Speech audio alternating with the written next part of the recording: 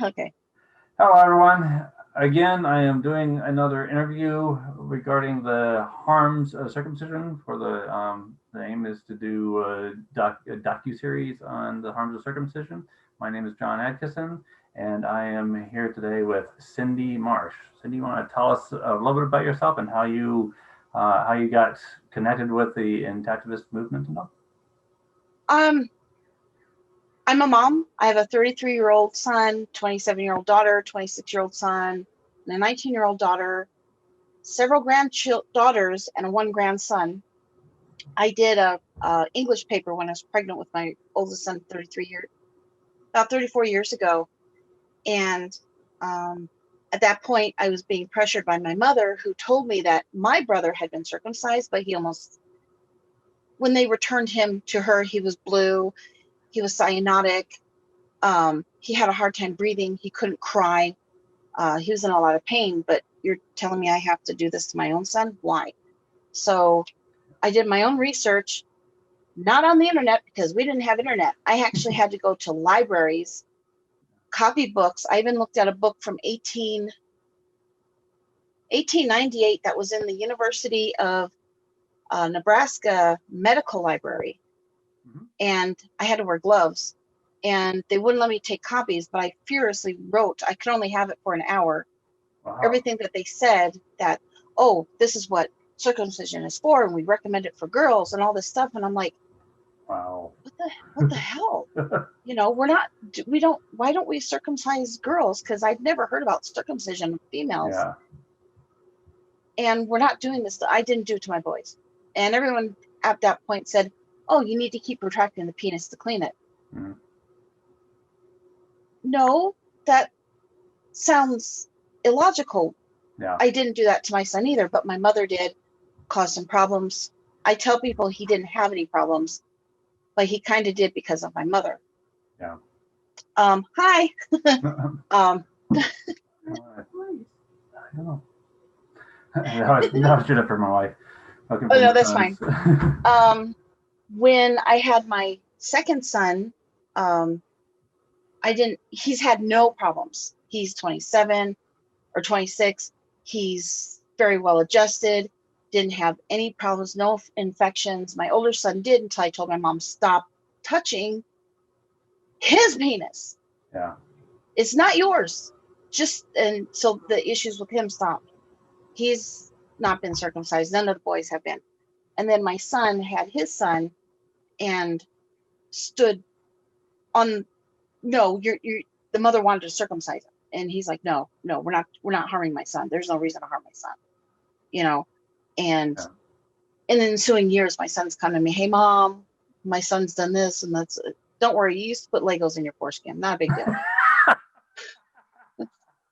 I don't know. I heard of Skittles, but it was his extra pocket. I'm just like,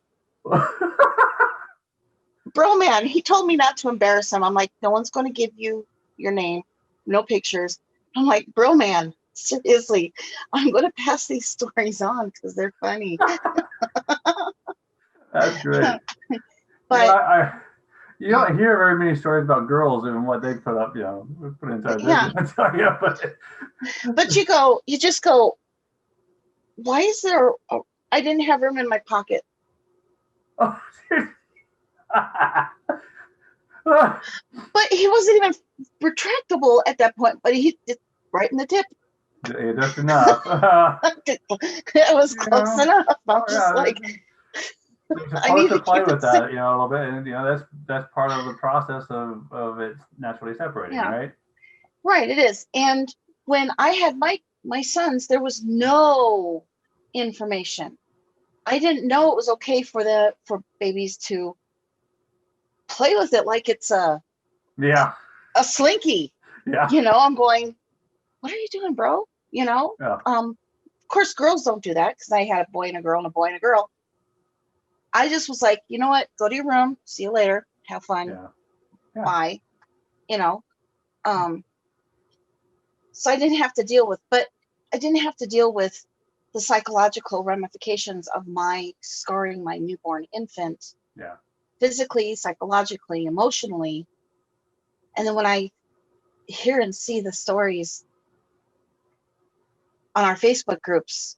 I'm going to circumcise my son's penis. No, no, that's, I've been called horrible names. Oh yeah, all of us in touch with us have. There have If been, you haven't been called horrible names, you know, you haven't been a serious in touch with us. oh no, I'm like, so you don't have any information to refute what I'm saying, so you have to turn on me and Yeah, call me a whore? Yeah, yep. They resort to ad hominem because they run out of, They run out of arguments. Yeah, And exactly. I've been with more than one man in my life, just to say, intact and cut. And I prefer intact because there is a world of difference in everything.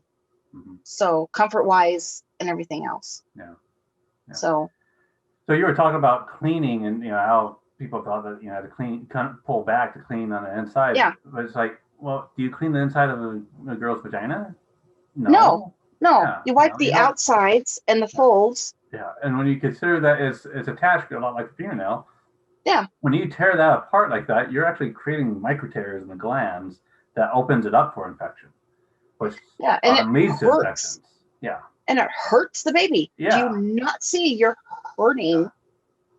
Yeah. The none baby. of us boys remember that happening, so we can't tell you later on that, hey, that hurt, when you were doing that to me back when I was a little baby. So there's no way other than if we plug in some leaves brain the psychological things to track the baby's brain waves, maybe. But recently I was talking to chatting with a nurse that swore that hey, they do just fine or whatever. It's like, well, how do you know they did just fine?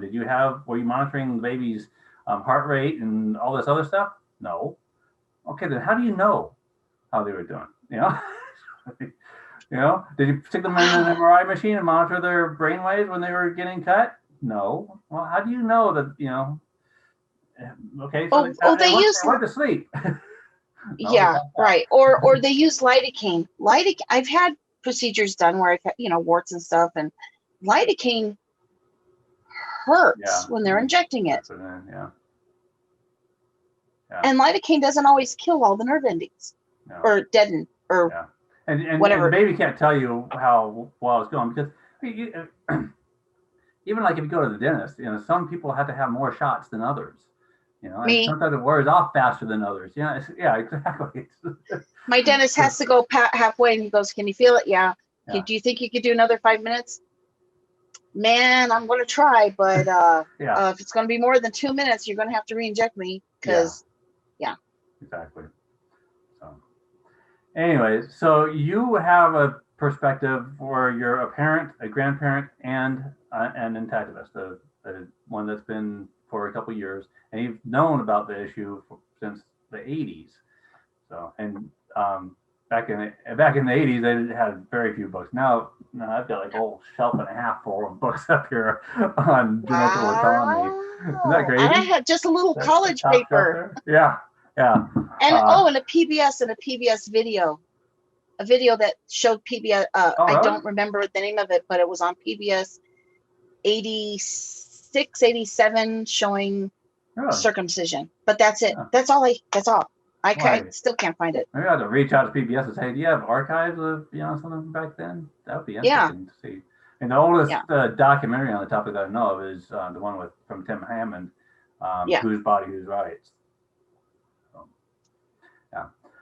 So we've got this list of things I normally go through with the victim, those that are victims as far as being generally cut themselves, and you're clearly not one of those. So unless you have something, some sort of interesting tidbit that you want to talk about with these, we could skip over them. But I'll go through the outline real quick. So this is like a list of physical harms that are done. Starting off with, I use the word acropostion because that's something that's referred to as what was, I guess, supposedly cut in the original biblical times versus what's cut now. They went from milah to brit, priah, and instead of just cutting off the acropostion, now they cut off everything covering the glands. And then I talk a little bit about how it's sensitive skin and how the Sorrells study and even the Bosio study have identified that yes, it is sensitive skin. It is skin with nerves. It is highly vascularized, highly innervated. Then how it protects the glands. Even the AAP themselves in the 70s said it's there to protect the glands. That's what it's for. Yeah. It wasn't. It's actually for a lot more than that. But back then, that's really all the AAP seemed to understand about it. They still don't seem to understand a whole lot about it. But, Yeah. Yeah. That's what we're trying to do as intentivists, is trying to get them to change, to higher level To up their education about it. Yeah, to update their education, because it's woefully lacking. Yeah, it really shocks me that there's not intact men in that organization getting them straight about it. There's so much more. But maybe someday soon, hopefully. And then I want to help start legislation. Yeah. But where do we start with that? I don't even know. When it comes to legislation, I don't think that we need it. I think what we need is just people that are gutsy enough to take it to court.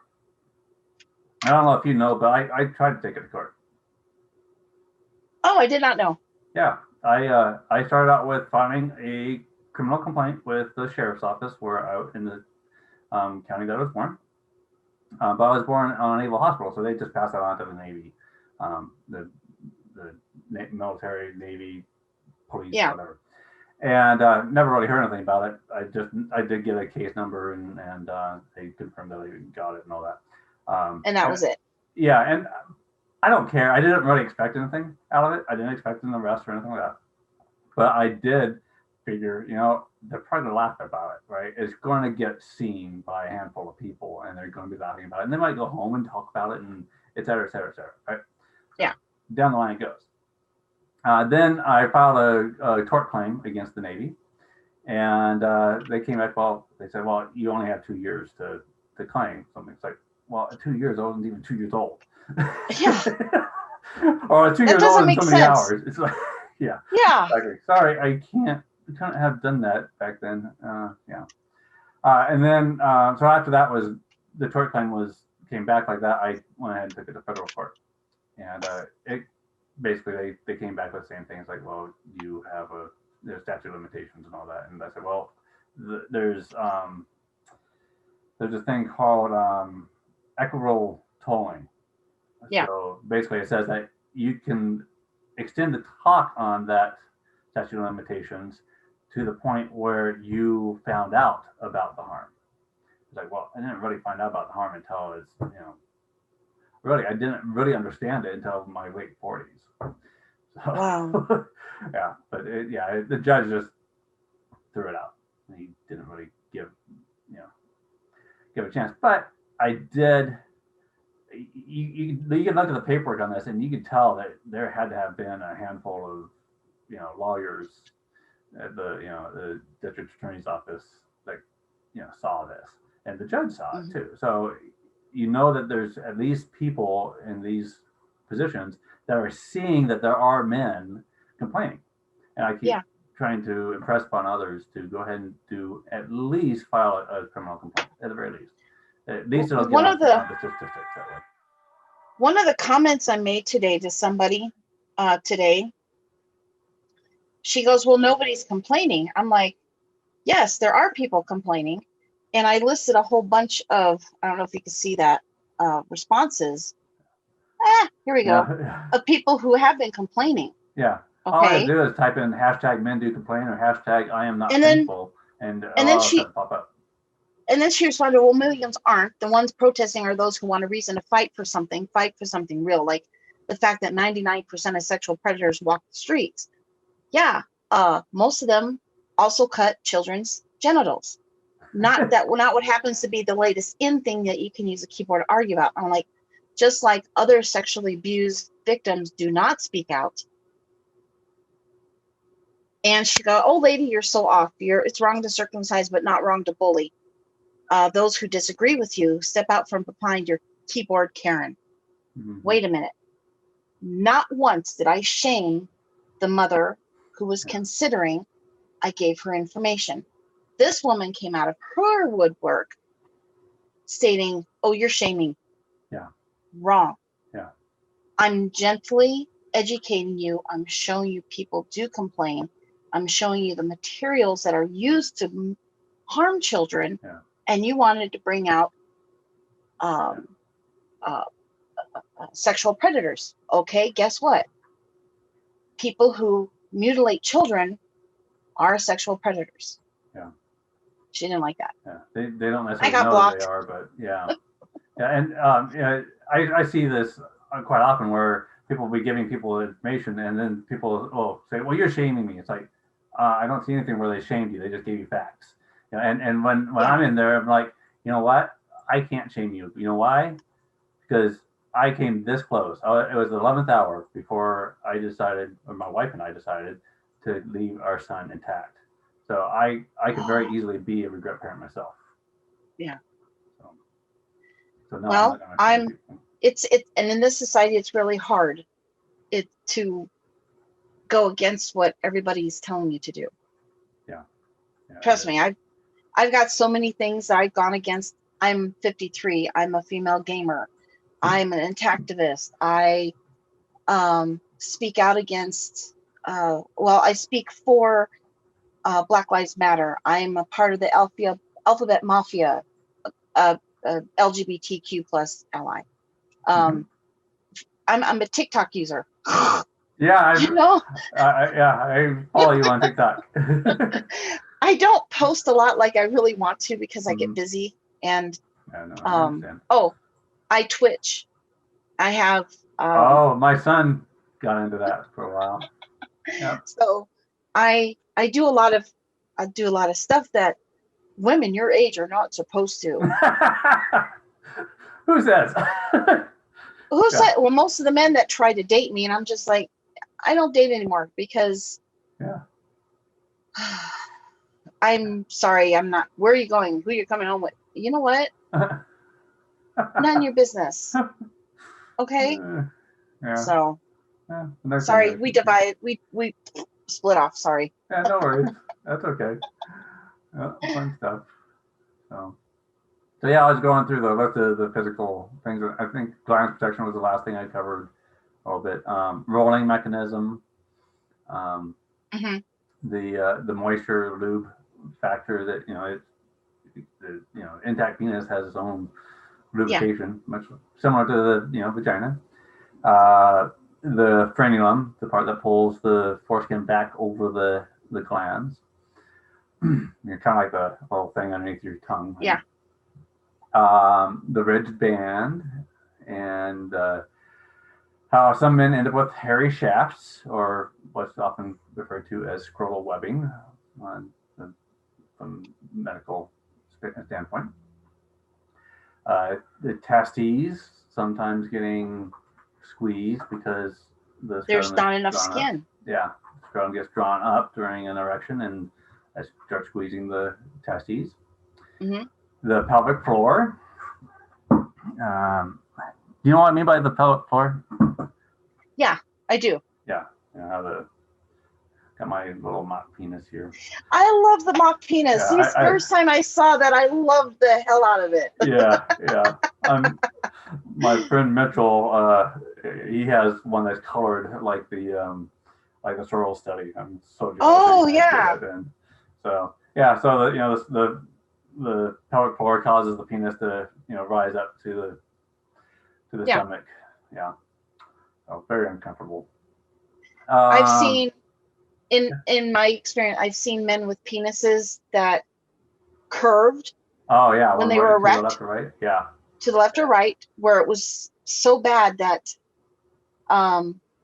sexual intercourse just was really uncomfortable. I was just like, dude, I'm sorry. Yeah. I can't. I wonder if guys that restore recover from that in any way, shape, or form. I don't know. I try to be nice, but I know there's lots of women that are not. Yeah. Well, it's not complicated to see how it happens because they stick that bell on top or whatever, or they pull the skin up, and they pull too much skin from one side to the other, or they don't put that bell on perfectly correct. you end up cutting too much on one side, and then the penis starts curving one way or the other when it gets erect.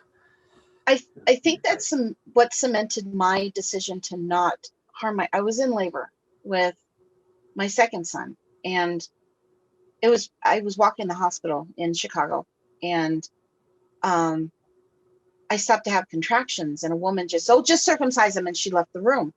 And the doctor, whoever was performing it, it was in a glass room, almost in the middle of the area, prenatal, and he throws him on a thing. I mean, just literally, just right. Yeah.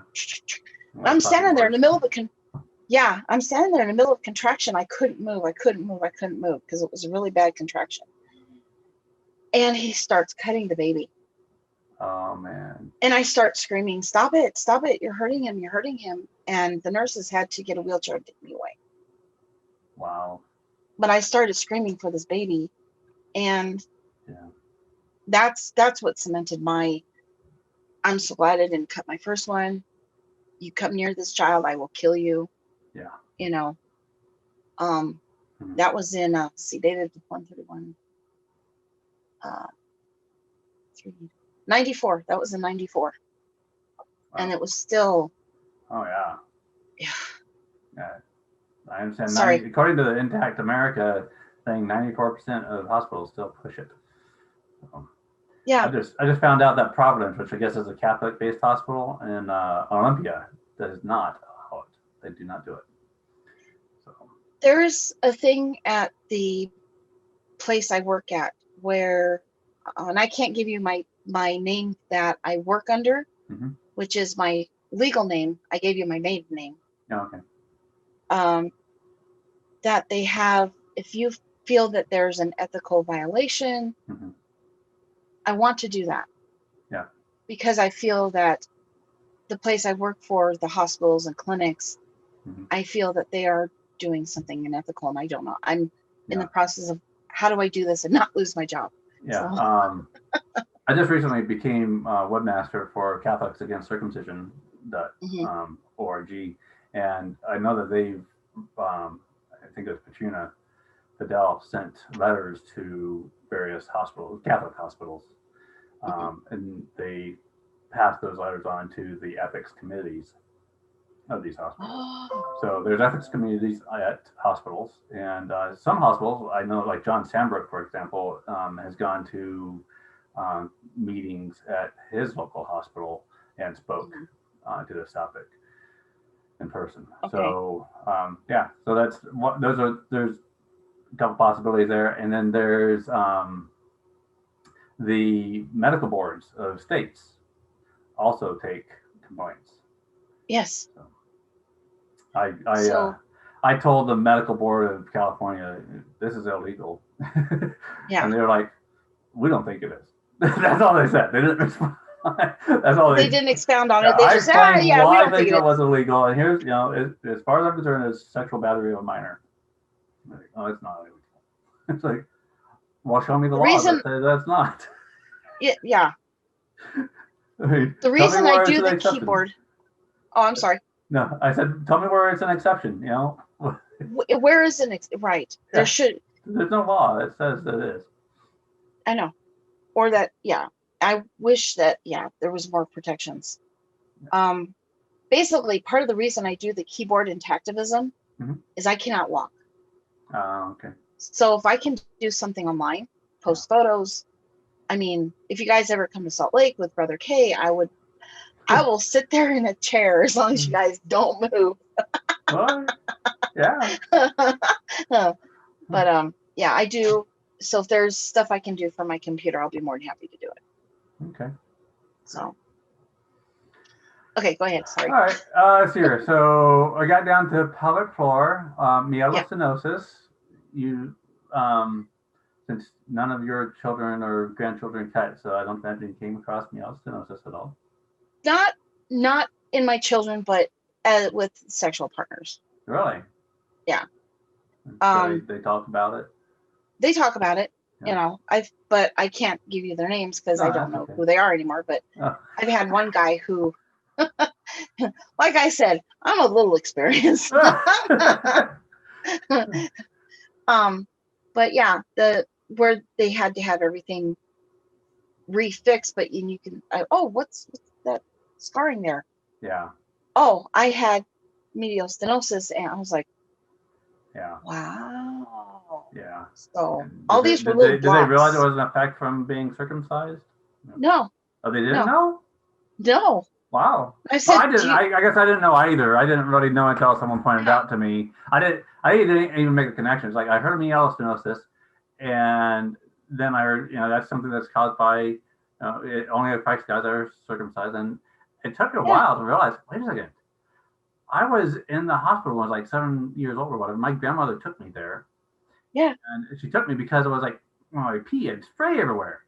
And the doctor looked at us like, oh, you got this little bridge here crossing your, your meatus, and we just need to snip it real quick. And I was like, okay. And he, took a little knife to it. I didn't feel anything. I don't think there were any nerves in it, but, Yeah. it was a quick little snip, and it was just, on the close edge of the end of the urinary tract, and no bleeding, no nothing. I went back home and never had a problem really spraying anymore. I think that things would still be different or better if I was still intact, because I feel a little bit of a sharpness right at the end of my, Yeah. where urine comes out. And I've seen pictures of intact men's, meatus and, and circumcised and previously amputees.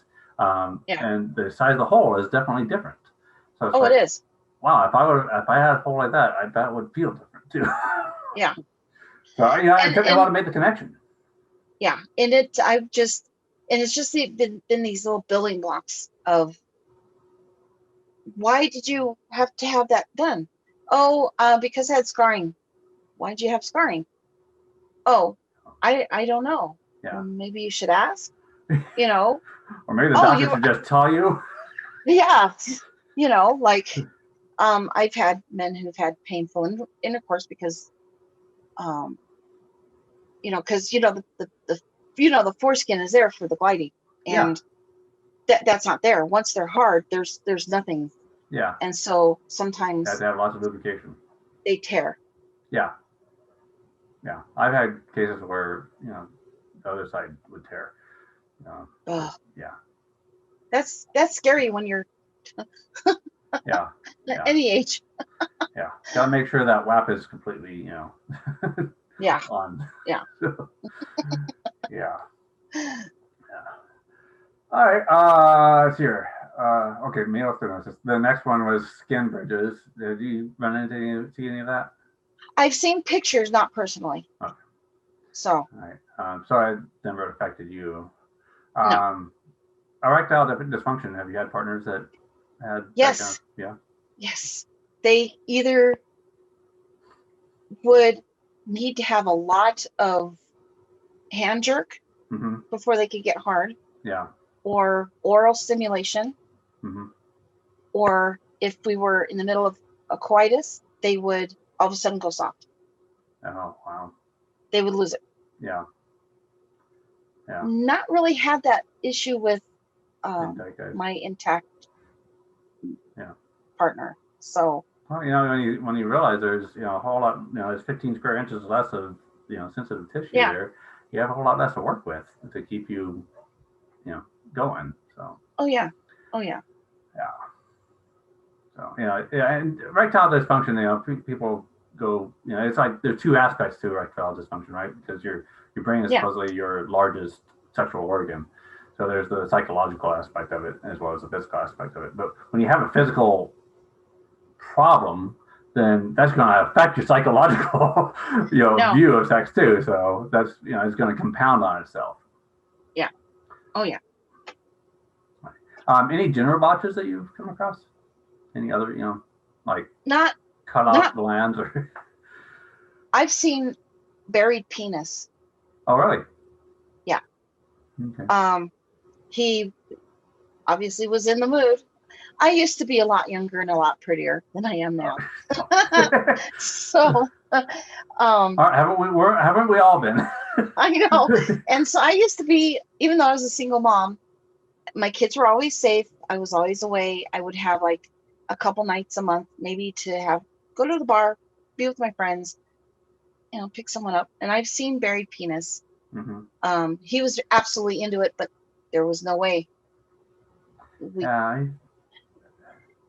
He felt. I've watched some porn, and all the time I watch it just because I'm interested in how things work. I look at it from a more clinical perspective, and I've heard of lots of buried penis, but I haven't seen any in porn. So it'd be interesting to see how. There's not any in porn, because porn wants to show the perfection of. Because you won't find many ladies that look like me in porn, because my body type is not desirable in that type of,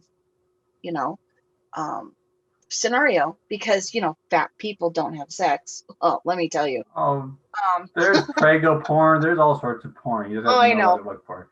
Oh, I know. But they don't really show a lot of, they do show circumcised penises, intact penises, but they don't show the other side of the deformities that can come from circumcision. Because they have to go through a screening process before they become on the screen. You also have to know what to look for. Yeah. I've seen plenty of porn that was necessarily popular or whatever, but when you look, you can tell. You can look at things like how much inner mucosa is there. You can tell whether frenulum is there or not. Or how tight the balls are to the body. Yeah, that too. I was talking about this yesterday with another interview where you saw this guy where his balls were up on both sides of the shaft of his penis. Like that's a lot like what I have, where the scrotum gets so tight that it pulls the nuts up and around instead of continuing to hang down. Yeah. So whereas you look at other guys and they could be fully erect, have a huge engorgement and their balls are still hanging. So and you can also tell when their penis is like this or up like this. Right? Yeah. You just have to know what to look for, and I don't think a lot of people know what to look for. And sometimes if someone would say, "Well, that's a circumcised penis," like no, it's not. It's just an erect one with the foreskin down. Yep. So. Yep. Yeah. So you just have to know. So you're talking to a woman who's had a lot of experience. So yeah. Sorry. You're going, geez, I did not know the worms I opened up. No, this is sex positive here. Okay. Okay. Oh, I know, and I'm a little blushy too. So. No, I appreciate your candor here. So. Well, if we're not candid about this subject, then we're not going to save other people from the pain and suffering. Yeah. So. So the next section after we get through all the physical stuff is it's still kind of physical, but the partners. And I'm assuming you're heterosexual? I'm heterosexual, yes. Okay. So you've only been with men, and like you were saying before, you've been with intact men as well as preputially amputated, circumcised men. So, and you've said that you feel that intact is better in lots of ways. It is, because there's most of my circumcised partners have had to jackhammer to come. Yeah. There's no difference in speed. There's no difference in force. I don't glide. They can't just stop and groove into it. They just have to hammer until they come. Yeah. They can't just stop, take time, play around a little bit more, go back in. There's not a lot of play without that foreskin. So from the woman's perspective, that jackhammering, is that good in any way? Or sometimes it's good. Sometimes you like to have that forceful, oh my God, fuck me hard. Yeah. But sometimes you just want a smooth glide, gentle, slow intercourse. Yeah. and when a circumcised man wants to come at the end, he has to do the jackhammer. Yeah. He can't do anything else. Whereas my intact men, because there's more sensitivity and more, there's more sensitivity and more play, they can slow down, they can stop, they can speed it up. We don't have to use lube. Yeah. I don't dry out. Oh, yeah, because you got some lubrication from the other side. Well, also you've got the skin that's not the foreskin that's not drying you out, because if you're there's that side too. Because that foreskin isn't, the head of the penis isn't pulling all that fluid out. So instead of having friction, you're the in and out is staying here, and this is staying static on the outside of your penis, or outside of your vagina. So there's no drawing the fluid out and then drying out and going back in, right? So it's staying inside. And he can stay in most of the time. Yeah. And not have to, do this. He can slow down, speed up, come back all the way out, or stay at the very, and then circumcised men don't have that ability. I often hear from women that to just flicking the clitoris right can actually get a woman to. With the foreskin, it's possible for a woman. For me, I have a hard time coming without clitoral engagement. Engagement. Yeah. It's harder with a circumcised man because there's no extra skin, there's no extra give. Yeah. But with a circumcised man, there's that extra skin, there's that extra give. If I need to, I can slip a hand between us, and he doesn't have to disengage for the room. Yeah. Or also sometimes he can pull the skin all the way back so that his skin rests on the outside. Yeah. And gives that stimulation. Yeah. When he goes back in, because then it all rests on the outside, and then he can give that stimulation that's needed from the foreskin. A lot of people don't, realize how analogous, how similar the male and female genitalia are. So like clitoris has a clitoris glands, like the male has glands, and the corpus cavernosum, but it just goes in different places and it's different shape, it's different size. Yeah. So what I imagine is the part where the woman is enjoying is the part just below the clitoral glands where there's that flicking going on, right? Right. Which happens to be the same area as the frenulum on the male. Yep. And the frenulum gets harmed one way or another, pretty much all the time, almost all the time. The frenulum gets harmed by the preputial amputation, and more so or less so depending on the procedure that's done. And I've heard of guys get like freehand cut out, all the frenulum completely cut out, right, carved out, and oh man, I can't imagine that. Luckily, I have like all this inner mucosa, so I don't think my frenulum, other than being snipped, so I didn't pull back up on my inner mucosa, I didn't get carved out. And I think a larger percentage of it,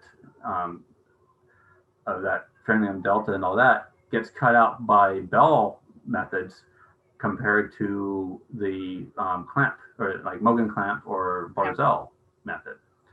So I'm pretty sure I was cut with a Mogen Clamp.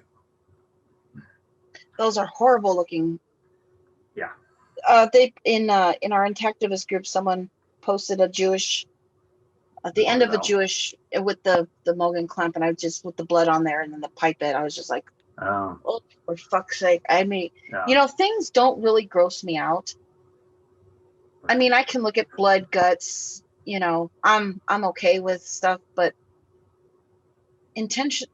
because it was intentionally done to harm a person, it kind of upset me just a little bit.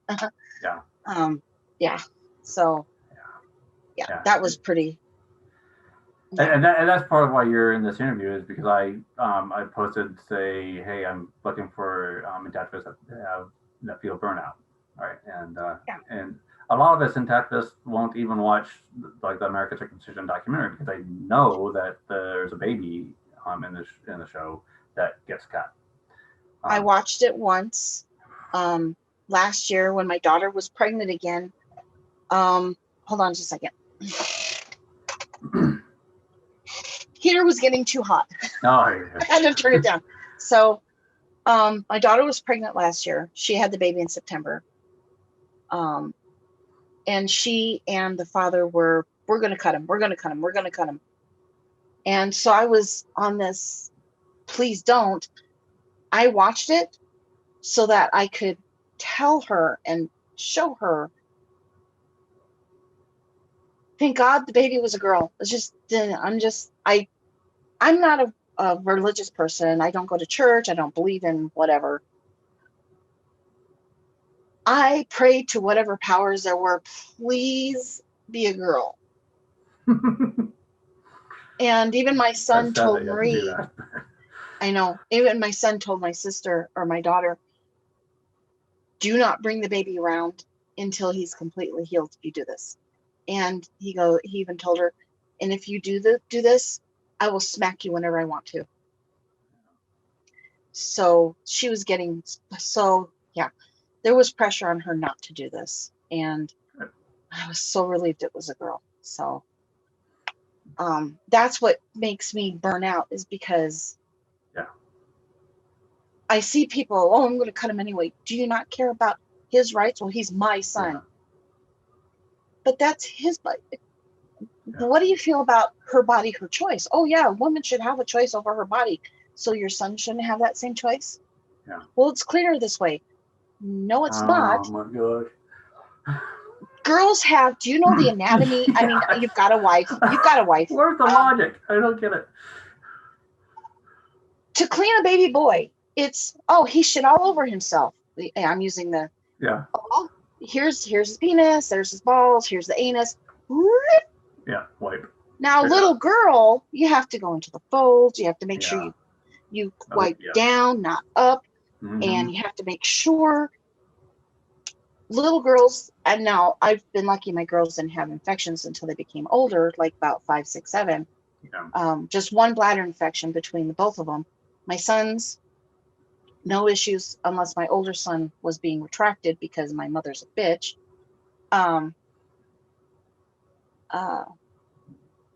Medicine, that's what medicine is for. Not, we don't cut off their fingers because they're going to get ringworm someday. No. You know, you don't cut off their eyelids because they'll get pink eye. Mm-hmm. You know, we don't remove their appendix ahead of time. Yeah, I got mine cut out. I know. But after it was, a problem. I know. Right? Yeah, but after there was a problem. That's when you address. Exactly. You know, my grandfather was born in 1899. He was intact. He never had any problems.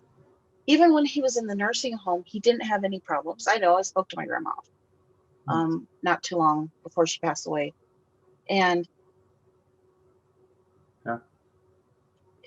it's not that hard. Went, water, rinse. That's exactly. It. Yeah. I mean, if you can lift your arms to wash underneath your armpits.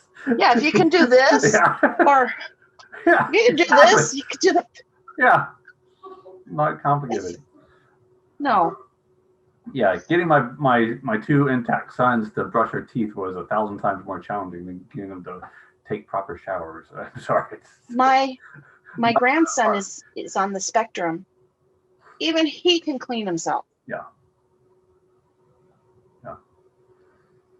And so when I hear people, he's autistic, or he's got Down syndrome, or you know what? My grandson is autistic. Guess what? Seriously? That's not an excuse. That's a poor excuse. I know. That's why I brought it up, because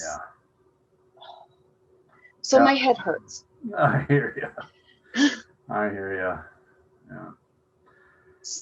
So that was the heterosexual partnership relationship side of it. Did you have anything else you thought you'd want to add to that?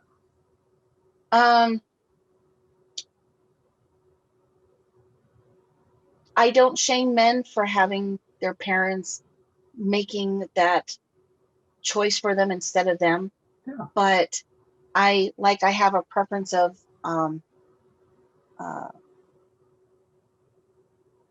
non-Caucasian men over Caucasian men intact men over circumcised, taller men instead of shorter. You know, I have preferences.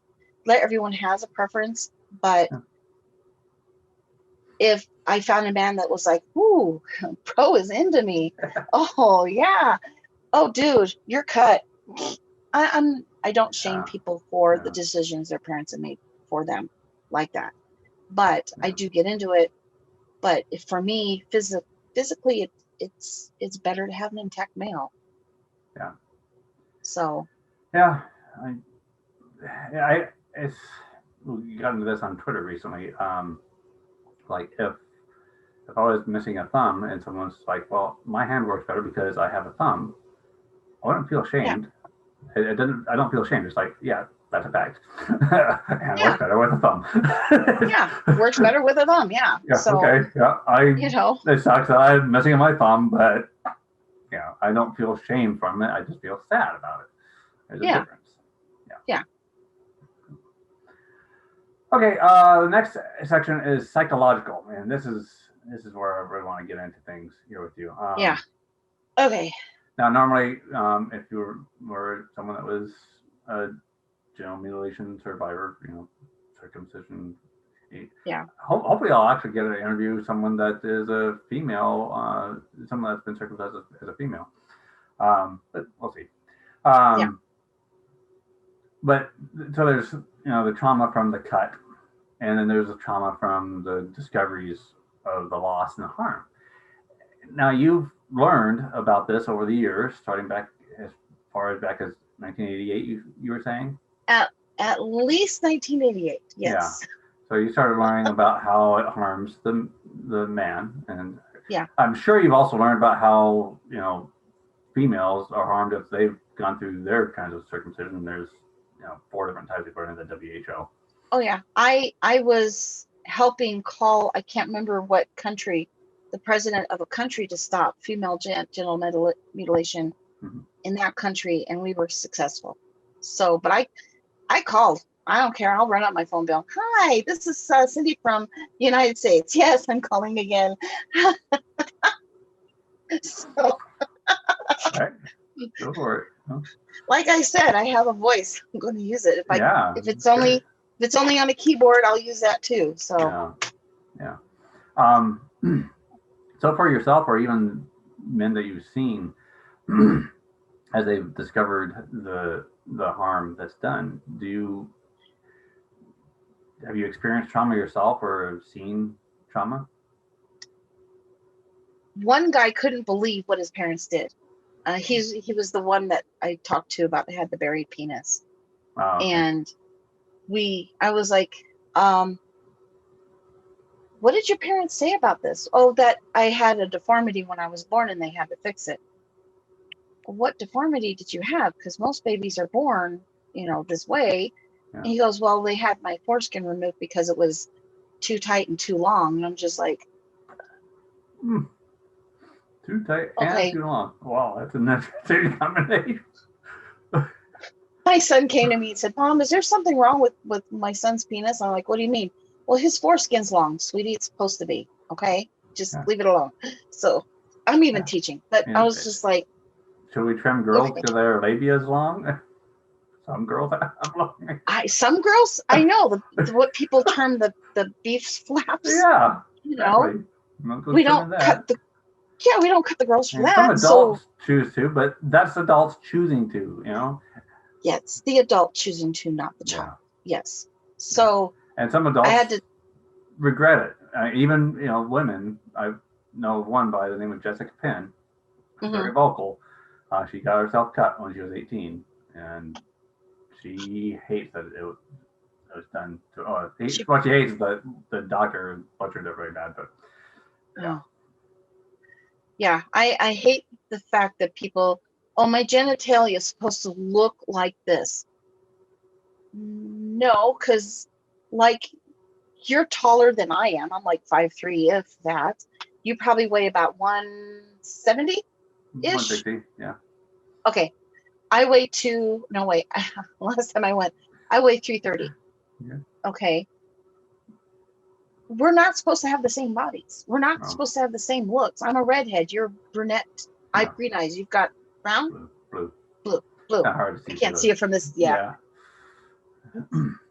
People's bodies come in variations. You're not supposed, girls' genitalia are not supposed to match their mothers. Boys' genitalia is not supposed to match their fathers. Yeah. You know, and so when I talked to him about this, and I knew him about 10 years ago, I was like,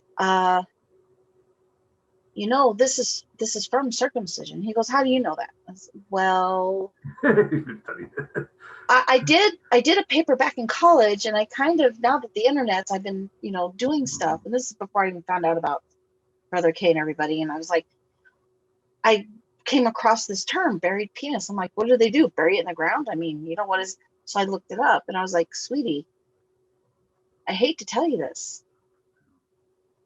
He stopped talking to me for about 3 years. Wow.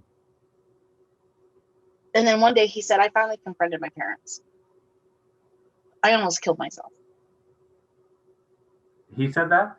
He said that because it's so buried. It's hard for him to be able to copulate in a manner with a vagina. Yeah.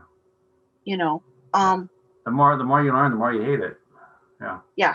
He had a plastic surgeon go in to remove some of the fat padding around the base of the penis so that to bring it out some. And I was just like, oh, wow. Yeah. He finally did get married and has a happy family and a happy wife, happy children. But I had to be the one to tell him, hey, this is not normal. This is from this trauma. So, and not only was he traumatized, but you were traumatized because you had to tell him. I had to tell him. Yeah. I had to explain to him. You're harmed by this cutting culture yourself, even though you're not cut. Yep, because I had to explain to him. He stopped talking to me for 3 years. Yeah. I didn't know he tried to kill himself. Wow. So, it's harmful to me that I know these great, wonderful people.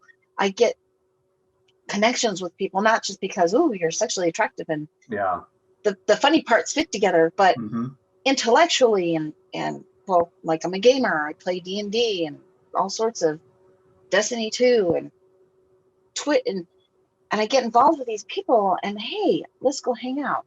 You know what? We're feeling the same. Let's go have some fun. Yeah. And then you have to explain, dude, bro. Yeah. I hate to tell you this, man. I mean, I'll do my best to accommodate and help, and we can do as much as we can to have fun, but there's something really wrong here. Yeah. So yeah, he almost killed himself, and I feel bad because I feel like I was the one that pushed him to that point, because I had to explain to him. Yeah. This is that's a challenge for us in activists all the time is, okay, well, who do we protect? Do we protect this baby over here that's going to get cut if we don't say something? Or do we protect this person, this adult that has, sensitive feelings? That has no idea. Yeah. I mean, do you protect the person that, is a parent of that child, or, the men that need to learn about this so they will complain? So, we need more men to complain so more people say that, yes, men do hate that this was done to them. Yeah. Hopefully they don't all commit suicide before they say something. I know. And this, I keep hearing these stories about suicide or about the suicide or suicide. This was related, they talked a lot about this before they committed suicide or whatever. Yeah. I did an interview just a week or two ago where a guy, his friend, committed suicide, and then that, the person I interviewed, he decided to get more involved because of that suicide. And I looks like I'm going to be doing another interview coming up here soon, where her husband committed suicide, and he was very much against the practice, but he wouldn't go out. He wouldn't do as much as go out and protest and put in pants like I do. But he would talk about it. So he was clearly upset about it, but he just didn't go very public. And it's a challenge for men because they kind of feel embarrassed to go out in public. Well, because when men speak out about things, I was 14 years old and my female teacher sexually assaulted me. Oh, dude, man, you're lucky. Yeah, you're lucky. Yeah. But he was a child being taken care of. But if she was a girl, my history teacher had sex with me. Oh, well, we need to put him in prison. Yeah. There's that double standard, where we still, oh yeah, you suck it up because you're a boy. And I didn't raise my boys like that way. Just let you know. And my girls, I did not pierce my girls' ears. In fact, when my older daughter was 10, she was whining about her ears being pierced. Fine, we'll go do it when you're 10, 11. Got it done. The other girl didn't get hers, so I protected my children's bodily autonomy. Yeah. But I feel like I'm the only one because my daughter pierced all three of her daughter's ears. Mm. Are you kidding me? Do you remember when I allowed you to, and we made it a whole big thing? Yeah. You just took that away from yourself. Not to mention, so that's why a lot of men who've been mutilated will not speak out because a lot of rape victims don't speak out because the stigmatism. Oh, you shouldn't have been wearing that. You shouldn't have gone drinking. You shouldn't have been born male. Yeah. Is pretty much what it is. Or go take it up with your parents. Or go talk to your parents. We don't care. They're the ones that chose to do it or whatever. Yeah. Yeah. Okay. Well, talking to my parents at this point isn't going to do a lot of good, and they're not having any more kids. I know, right? So, we need to address this on a social level, so that more people go, oh, maybe it is wrong to mutilate someone else's genitals, no matter what. Yeah. For sure. Sorry, I have a lot to say. No, I'm loving it, Cindy. This is great. This is great. I feel like, we need to do this kind of thing more often between us in Texas. We don't, especially with this pandemic, we're not having in-person get-togethers anymore. I know Jordan Sorrells and a couple other people are doing like some podcasts, stuff like that. So getting some activists together to talk and get things off of our chest a little bit. I think we need that kind of thing to try to stave off the burnout that happens to us. Because most people, they have jobs and they don't stick with jobs very long. That everything's negative all the time, and we don't get thanks, or especially if we don't get paid. And we don't get paid for doing this work, and we don't get thanks unless maybe 15, 16, 17, 18 years from now, a baby that's born today comes back and says, hey, thank you for speaking out for me. All right. Or sometimes I've seen posts, hey, I want to thank, because I belong to the Intactivist Mom group, teaching your baby or whatever. I can't remember the name of it offhand. I can look it up in a minute. Several groups, but yeah. And so moms will come in and go, I want to thank you for, I did not cut my son. I did not, I have questions. The group for this organization. Yes. Yeah. You see posts all the time where people are, thankful for getting information. Yeah. I put one of your stickers on my computer, by the way. Oh, awesome.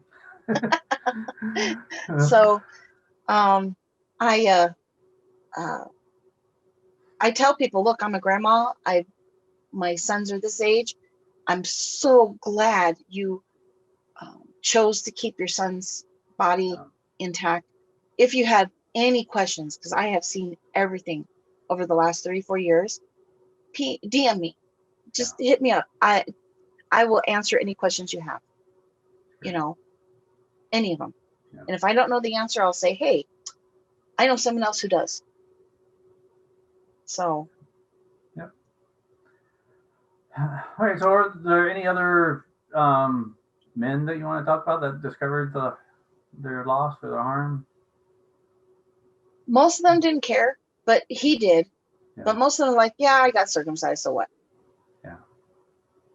Oh yeah, I can understand. It took me a dozen years to face up and accept, go through the stages of grief. You got what, 5 stages of grief. Starting off with denial, and then you got your acceptance, and in between you got bargaining, all that. It's like, oh yeah, when I look back, I'm an introvert, so I kind of process everything internally. I don't process it, too much talking to people. And I think I went through those stages of grief many times because I realized, and that's why I created this list, that I'm harmed in several different ways. I learn one, and then I kind of retract, disappear and go in my head again. And then I come back and start, looking at what the intensivist are doing or read up on something, whatever. Learn another thing. It's like, oh God, I'm harmed that way too. And then I, do the same thing. I go through the process of dealing with that grief from the trauma. So I just because those guys say that they were okay, doesn't mean that they actually. They might be today, kind of wishing or kind of figuring it out or whatever. Yeah. It's unfortunate because that means that this is going to take a long time for a bunch of men to come out and speak out about it. And that's why I wish that we could start more of a legislation to get the word out a lot faster, to start making it, because in, I think it was 87 or 88, isn't that when they made it illegal to mutilate girls' bodies? No, it was 97. Oh, 97, as late as that. Yeah. I think it was like passed in 96 or something, and it went into effect in 97, something like that. I don't know. But yeah, it was. If you watch American Circumcision documentary, I think there's a part where they talk over about it. See, my daughters were born in 92 and 99, so, you know. One of them could have, could have gotten that cut, as a girl. Yeah, because the conversations didn't really start until it was made illegal for FGM. Yeah. So that's why I feel that we should do a legislation to really get the conversation. It's one thing to do Facebook, TikTok, Instagram, and all the social media, but we need to get more. The billboards, awesome. I love the billboards. We need one in Salt Lake. Yeah, I agree. So. The next time you guys do come to Salt Lake, I'll be right there. Just give me a chair and a shade, and I'll sit there with my sign. I'll get some white leggings, paint them red, and more than happy to sit there. Okay. Yeah, awesome. Yeah. So, but I think I don't know where to go though. I don't know what to do. I know there needs to be more. Yeah. I know we're doing a lot of attention, but I don't think it's fast enough because there's still a lot of children being hurt every day. I mean, yeah. And when I went after the federal court, I was aiming to get $1 million, and I figured, well, $1 million should get me a long ways to spending, several years of my future, hopefully up to my retirement age, to do this work, and have some money to put towards educating the public, putting out advertisements or whatever. I think of what happened with the tobacco industry, and they were sued, and after that lawsuit was successful, there was a ton of advertising that went out to tell people, hey, this harms, this gives you cancer, this is bad for you. Yeah, exactly. And it kind of reversed the advertising from the years beforehand that convinced you to smoke a cigarette.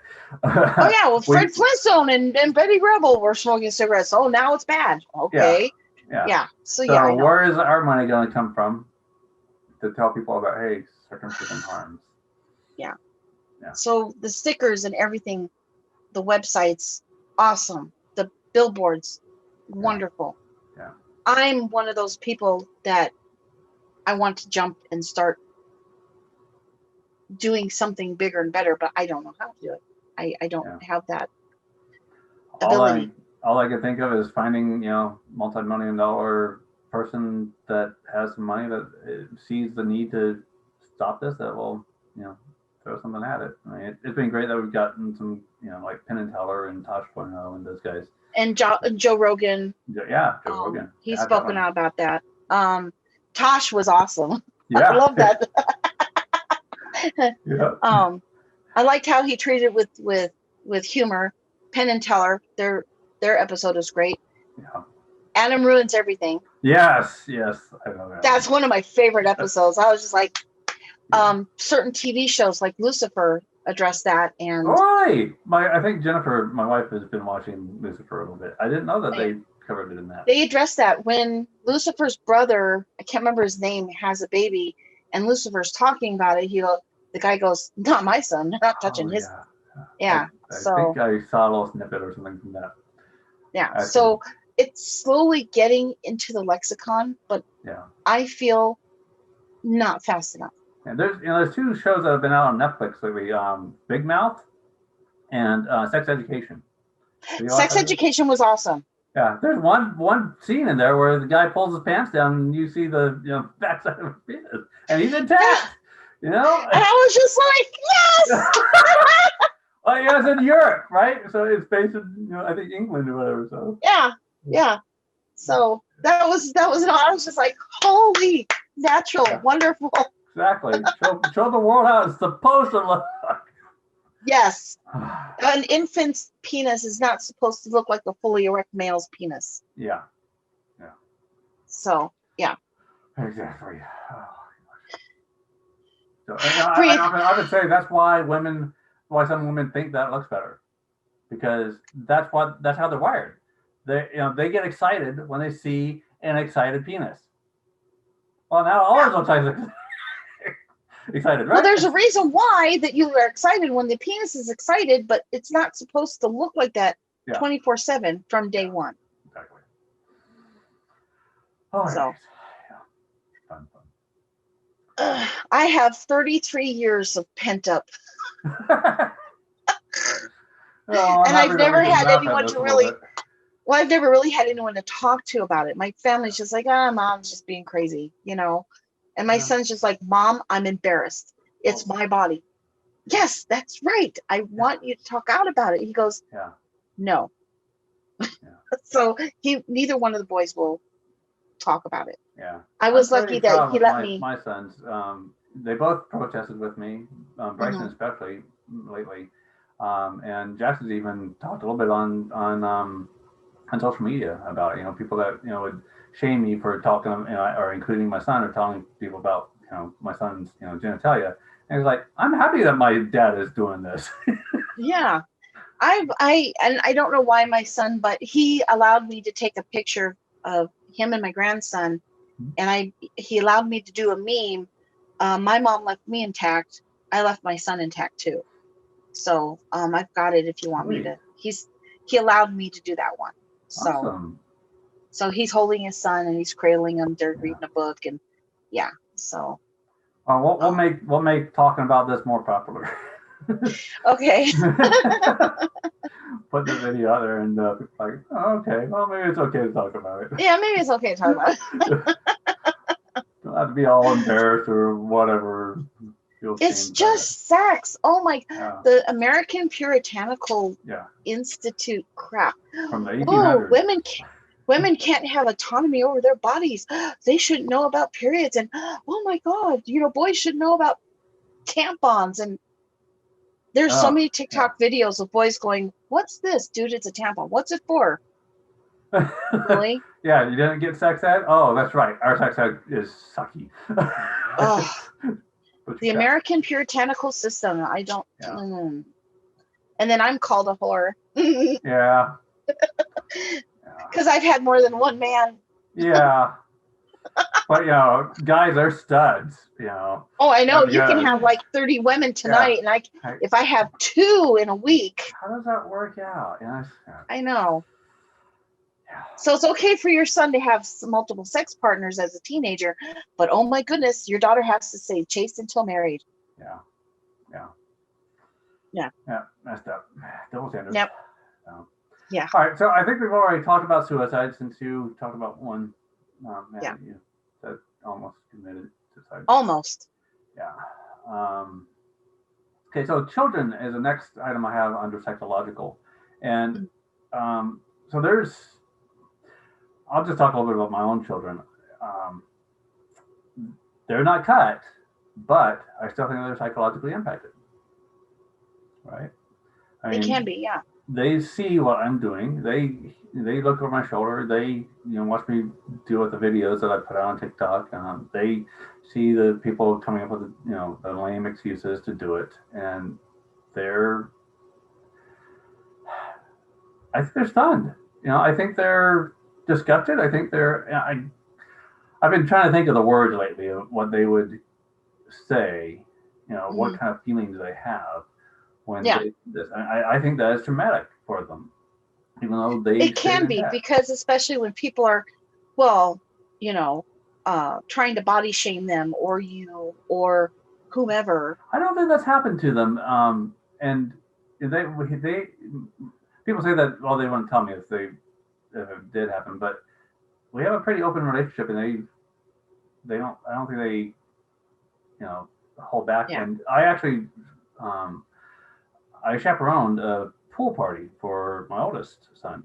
Yeah. For their school, and there were a lot of kids at this pool party, and I happen to have the greatest background check amongst the men that volunteered to chaperone this party. So the teacher specifically asked for me. They told me kind of behind the doors that you're the only one that we are comfortable with having in the room with the boys. In the shower room. Yeah. Wow. All right. Okay. No worries. And like quite often in big groups of any pack, you always have one leader of the pack, right? So yeah. There was one leader of the pack that was kind of body shaming this one kid, and most of the boys wanted to go into the where they had a little bit of privacy, and there were only 2 stalls.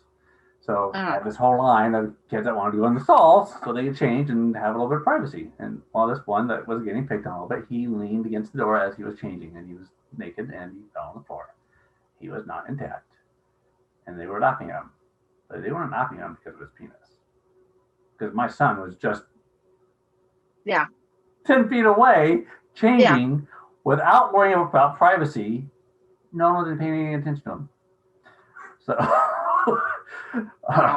yeah, and it's just as easy. Especially, I'm on the West Coast, so the cut rate is pretty, it's fairly low compared to the rest of the U.S. Mm-hmm. So I think it's probably about a 50-50 in the U.S. or on the West Coast. Chances that you're going to be intact versus not. So if you start body shaming a boy that's intact, you might get a lot of pushback. A lot of flack. Yeah. You're going to get mildly flack, and So I also think about, I've seen lots of children out protesting, various ages, protesting blitzing and protests and other protests. As much as I'm really happy that they're learning to speak out and speak their mind and not be afraid of doing so, I do worry about the psychological impact of this happening in their society and how they feel about their own society because of this. It's the only thing I can equate it to is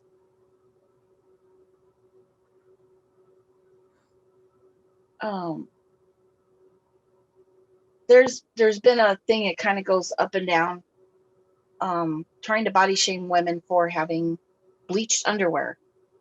Mm-hmm. Oh, if your coochie is bleaching your underwear, then that means you're a whore, you're loose, you're dirty. Mm-hmm. No, you don't know how the body works. Yeah. But growing up in that type of atmosphere of being shamed because you got your first period, or you got your boobs early, or I can understand how being looked at 8 years old as a sexual conquest, mm-hmm. which a lot of girls, that's about the average age. Yeah. Where you're seen as an object instead of as a person. Yeah. Or and being leered at. Yeah. I think that's one of the reasons why I'm happy being fat right now. Yeah. I'm 53. I'm 67. I'm 67. where it's been normal to leer at girls, now it's becoming not as common, but boys are still not protected like girls are. Yeah. You know, that's got to affect them where, so this, because she's a girl, she's not going to experience this, but why can't I be protected like as a girl is with my body? Why can't I have medicine instead of being cut? Yeah. You know? Yeah. So when they start growing up and realizing that can put some psychological pressure on them, I think. Yeah. Until we grow out of it or learn that, that way of thinking back when we were kids isn't the way I think today or whatever, right? Yeah. And it's unfortunate that our children have to grow up, dealing with this. Facing those things. Yeah. I'd much rather my children focus on something more joyful and not have this happening in their world.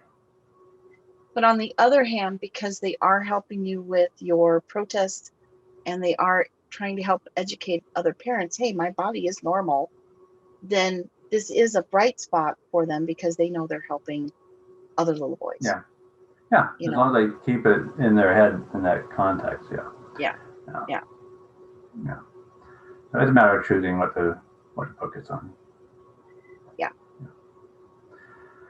Okay, so I don't. The next thing is medical professionals. Have you worked in a medical profession of any sort? No. I just do billing. That's about it. You've done medical billing?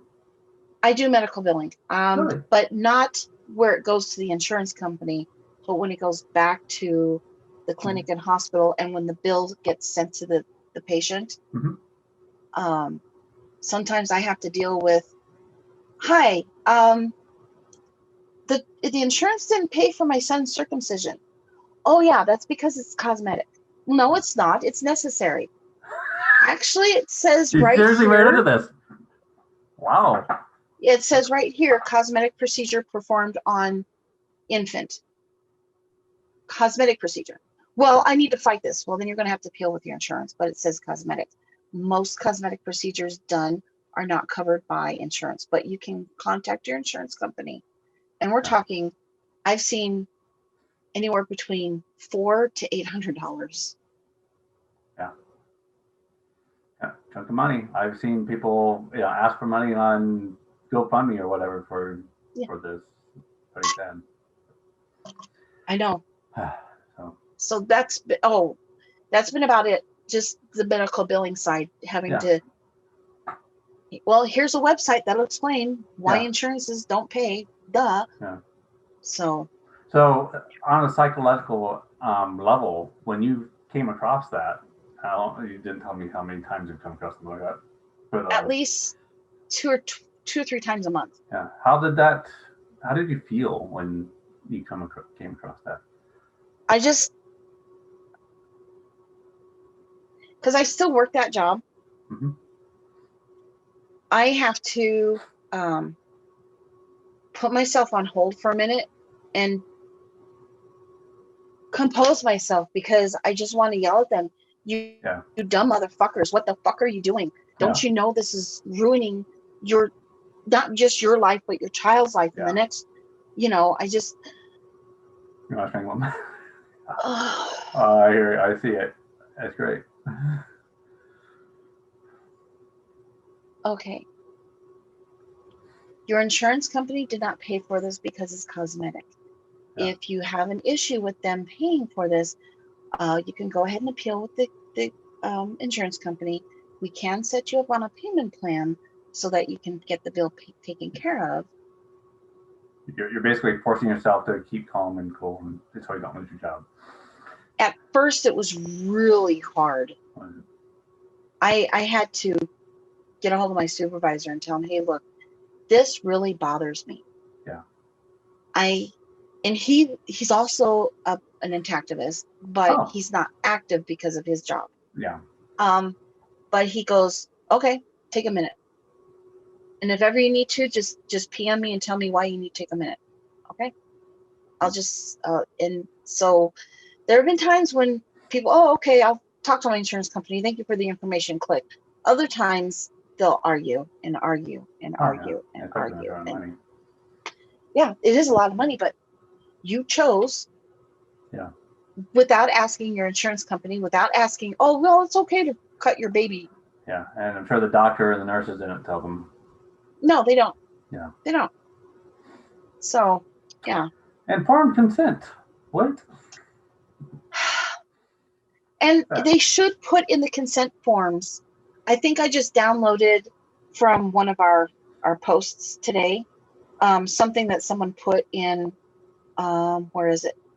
Oh, they should include, it's from Diary of an Intactivist. Complications include, but are not limited to the following. It says the bleeding, infection, and insufficient foreskin removal, where they have to keep pulling back the foreskin every diaper change, which is painful to an open wound. Try opening up a cut every day. Yeah. Yep. Okay. Yep. Adhesions, inclusion cysts, abnormal healing, medial stenosis, urinary retention, phimosis, chordy, a whole bunch. Seems like for so many complications ranging in severity for such a minor procedure, doesn't it? Think twice before you risk subjecting your perfect child to a potential lifetime of pain and problems. Yeah. It is right there. I don't know if you can see. Oh, yeah. Yeah, I just barely saved it today. Yeah. And my phone has, it's like every third picture is a picture of a grandkid and then 6 of these. Yeah. Yeah, I follow that page too. Yeah, so I was just like, I was more than happy to grab that one today. Oh, and then this one, the WHO organization thing that they, I keep forgetting my camera's up there. So yeah, the WHO. So what did they say? Routine and it says World Health Organization classifies circumcision with hair transplant, breast implant, and ear piercing, ICD-10 version, procedures for purposes other than remedying health state, routine and ritual ear piercing. So they've labeled it as a cosmetic procedure. They just did that. That's recently? What they're coding. Huh? They did that recently? Yeah. Oh. I can send that to you if you want. Yeah, definitely, please. Okay, yeah, but that's interesting. The WHO is at least acknowledging that much. Yeah, I know, right? I know. So it's just, yeah.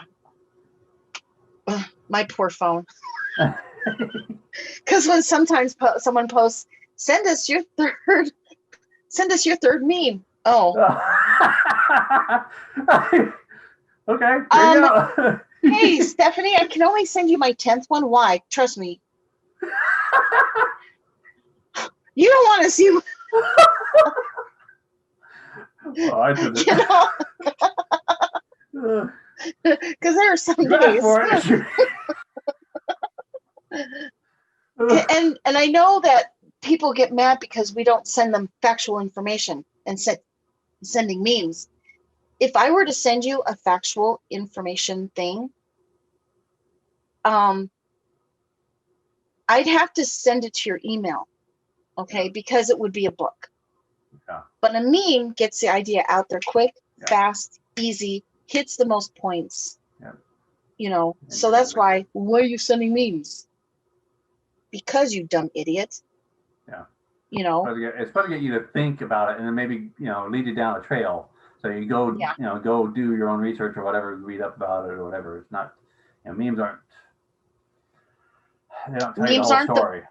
No, they don't tell the whole story, but at least it'll give you that little tickle to go, hey, go take a look at this. Yeah.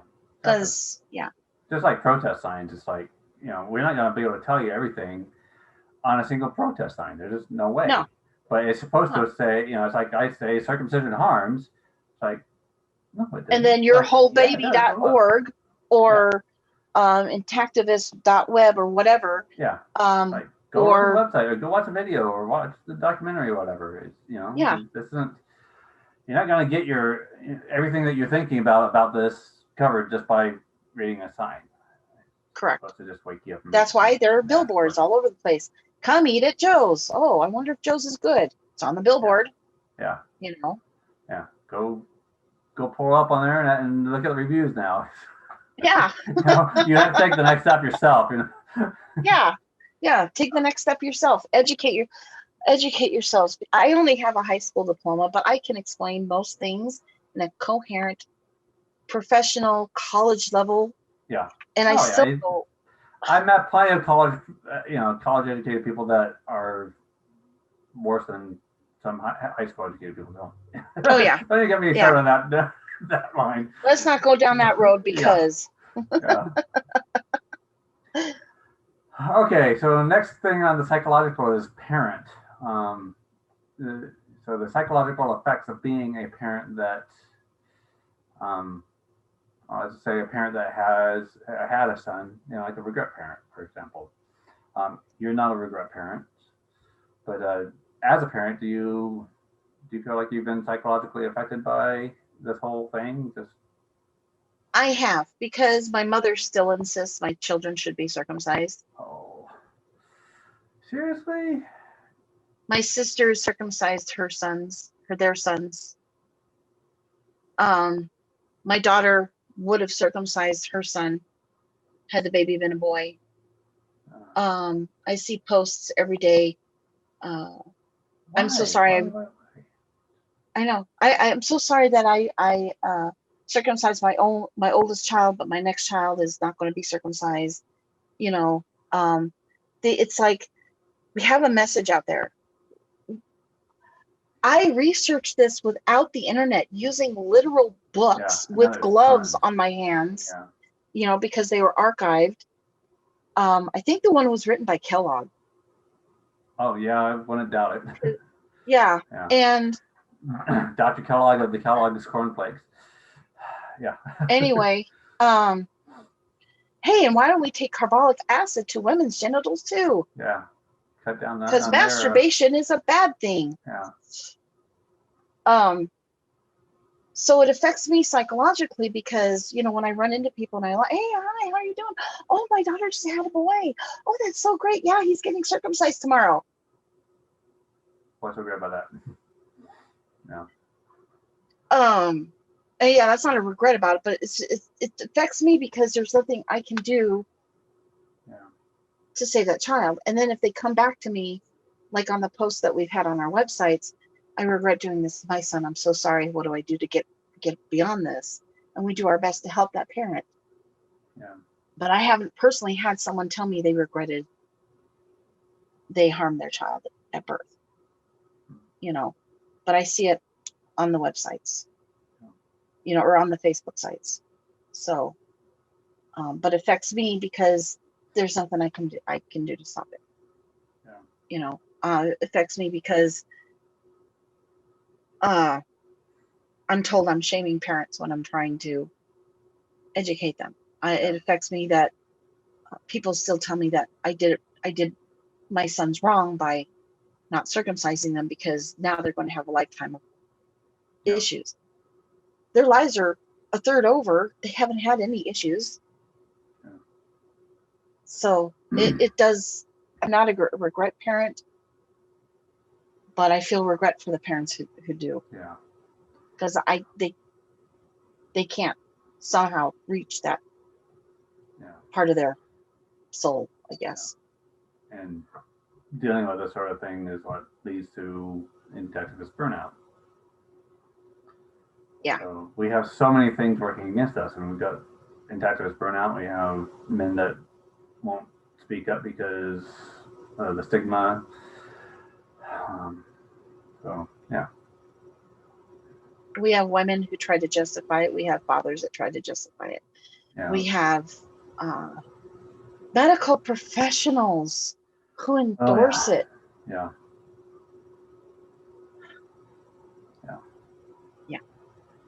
So it can get hard facing that on a regular basis. So that's why a lot of us activists have to step away and take a break. Yeah. I'll stop looking at posts for like 3 or 4 days, or sometimes even a couple weeks, and then I'll come back and Yeah. But Into the fray I go. recently, I got banned from Facebook. I was dumb of me to do what I did, but I shared a story from secular Hmm. radio. And the problem was that it had an image. The outside of it was blurred up, but the center of it wasn't, and it showed. It's very small; you can barely see it, but a boy's penis getting, being Yeah. held to get cut. And I didn't when I posted it, I didn't realize it, and I got banned from Facebook. It's like, I don't care. I really don't care. I got That banned. means I have to take a break. Woo! I got banned for a whole month for Oh boy. showing just the penis of the infant with a pair of scissors. Mm-hmm.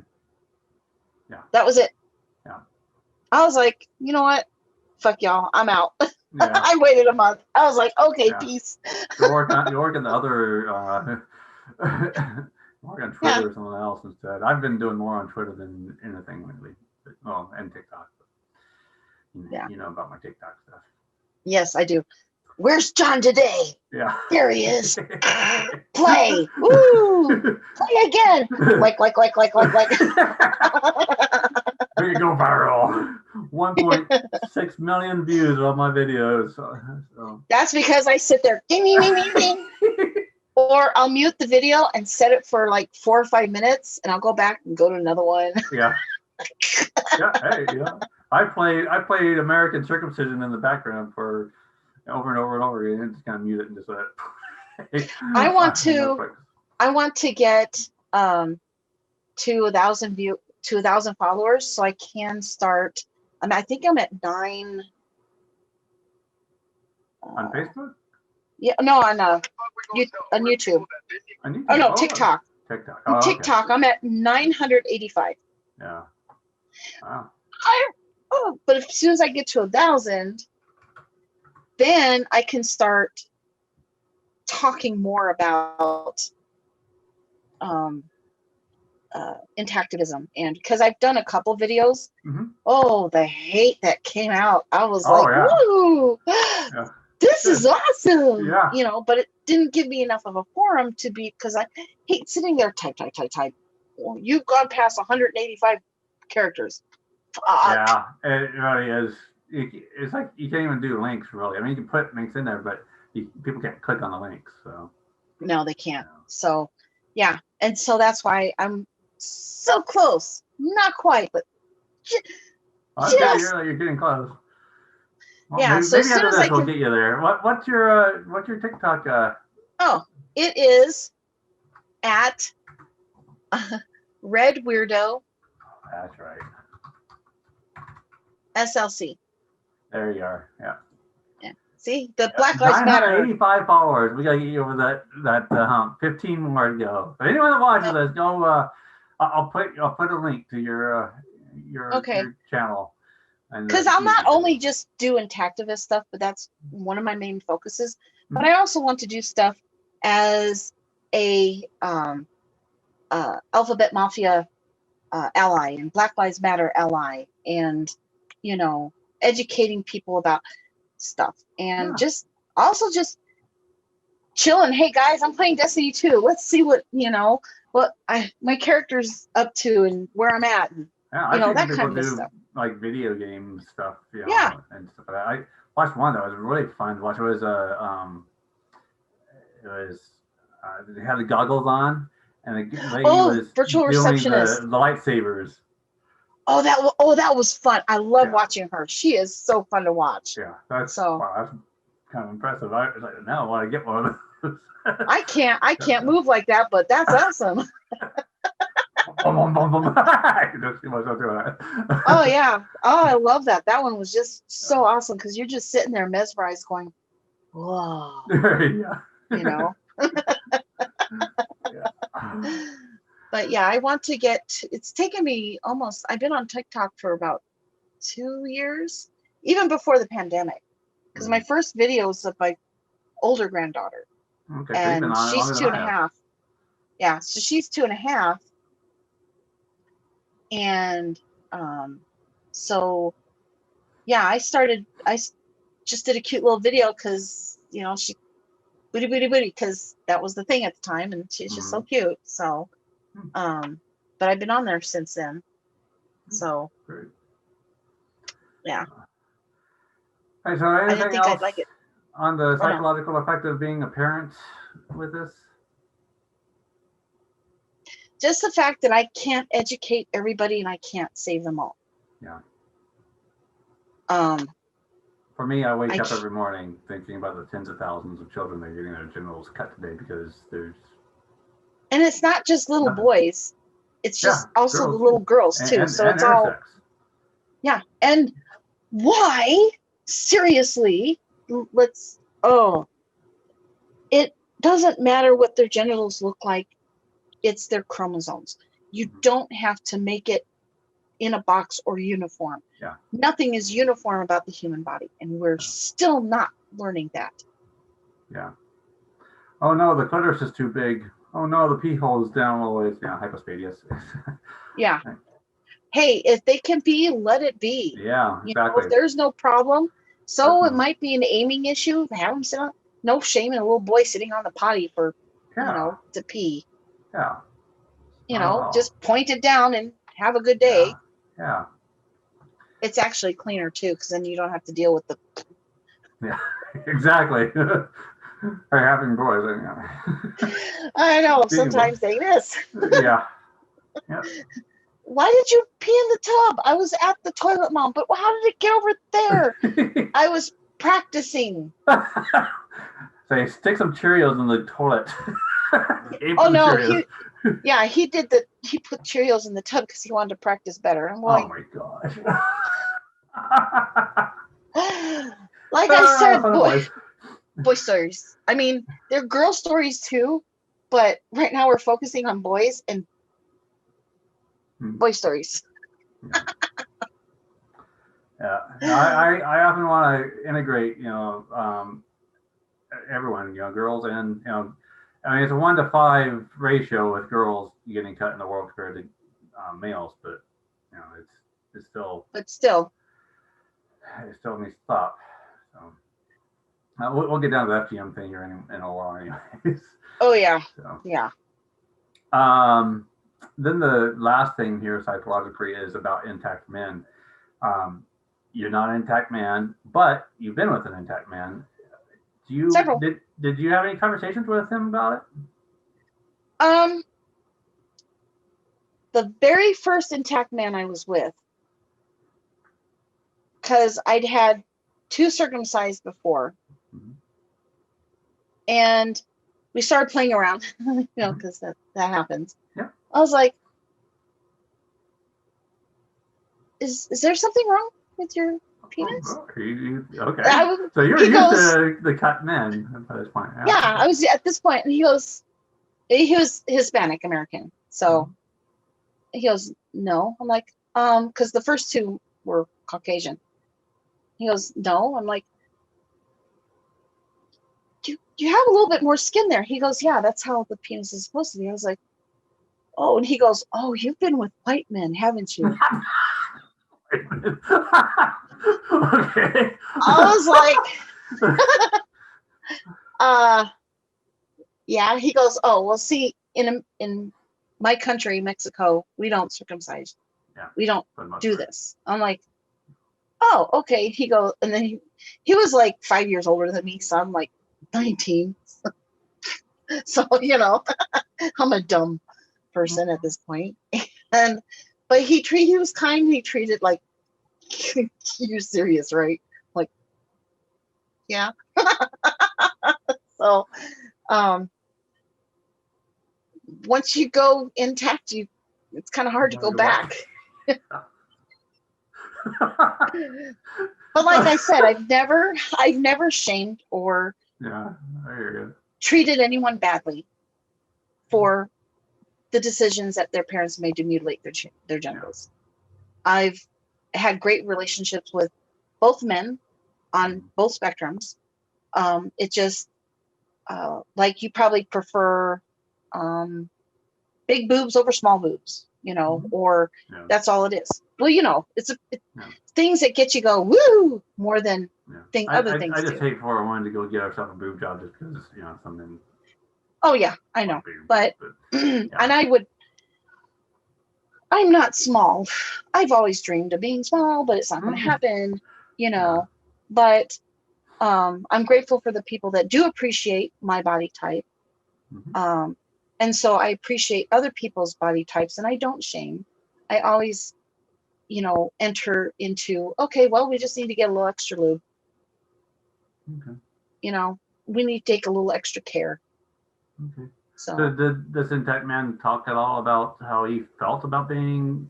Did he feel anything bad not back about? then, because like I said, when I was I was 19.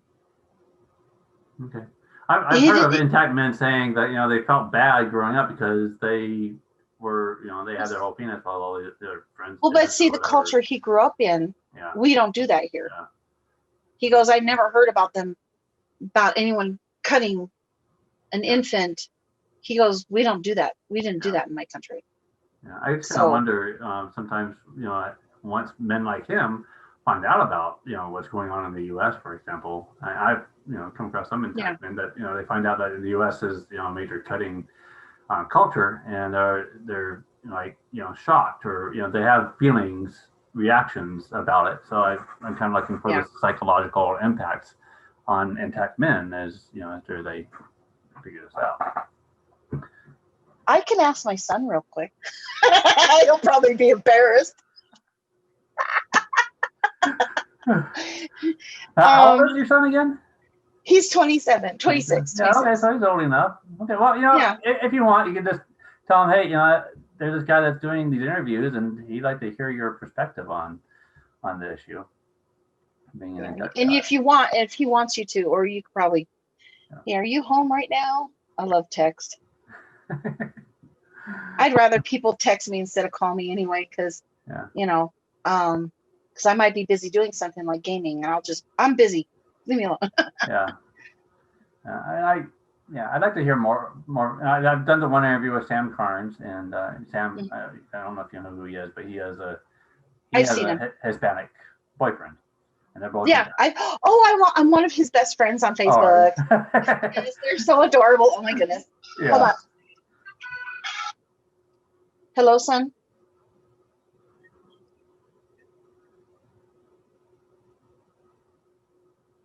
Oh, well, because I'm doing that interview I told you about, and he just had a question as how do you feel as an intact male in a society that prefers to cut infants? How do you feel as an adult in this society? Well, John, go ahead and revise the question for me. Okay, so are you there, Dave? Okay, I think I have to put you on speaker. Hold on. Let me turn off the Bluetooth. Okay. Can you hear me, John? Yep. Okay, go ahead and ask the question. Okay, so as an intact man that is aware that the U.S. is highly circumcised, and they're still doing it a lot to boys, how does that impact you? Hold on, we can't hear you. Okay, so how do you feel? Ooh, you're on speakerphone. So how do you feel as an intact adult man? How the United States treats infants by cutting their genitals?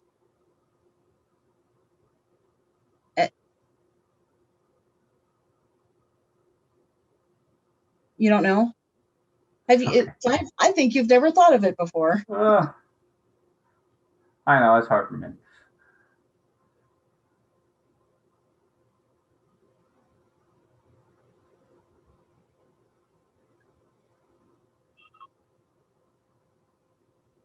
I don't know. I really have no idea how to answer that question. I've never been put in a situation where like a girl looked at my penis and been like, oh, it's not cut, I don't want it, or you know what I mean? It's like that's the only situation where I've ever communicated with anybody about my circumcision.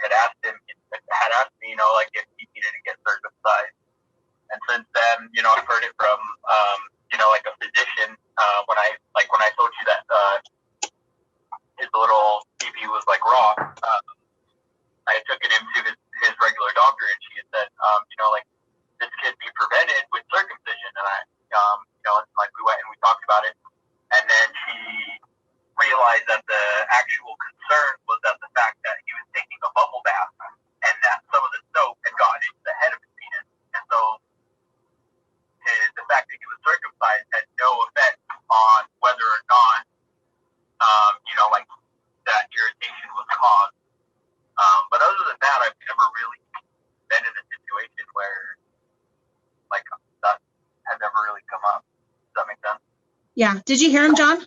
Yeah, I think I got enough there. Okay. Yeah. Yeah. I forgot about the bubble bath incident. Yeah, that was hilarious. It was just because I was like, no. So, Gosh. but that's okay, David. That's all that he just wanted to know a perspective of someone who's intact, what your feelings or an intact man's in this society is. We did not show your face. I'm not putting your name up. Okay.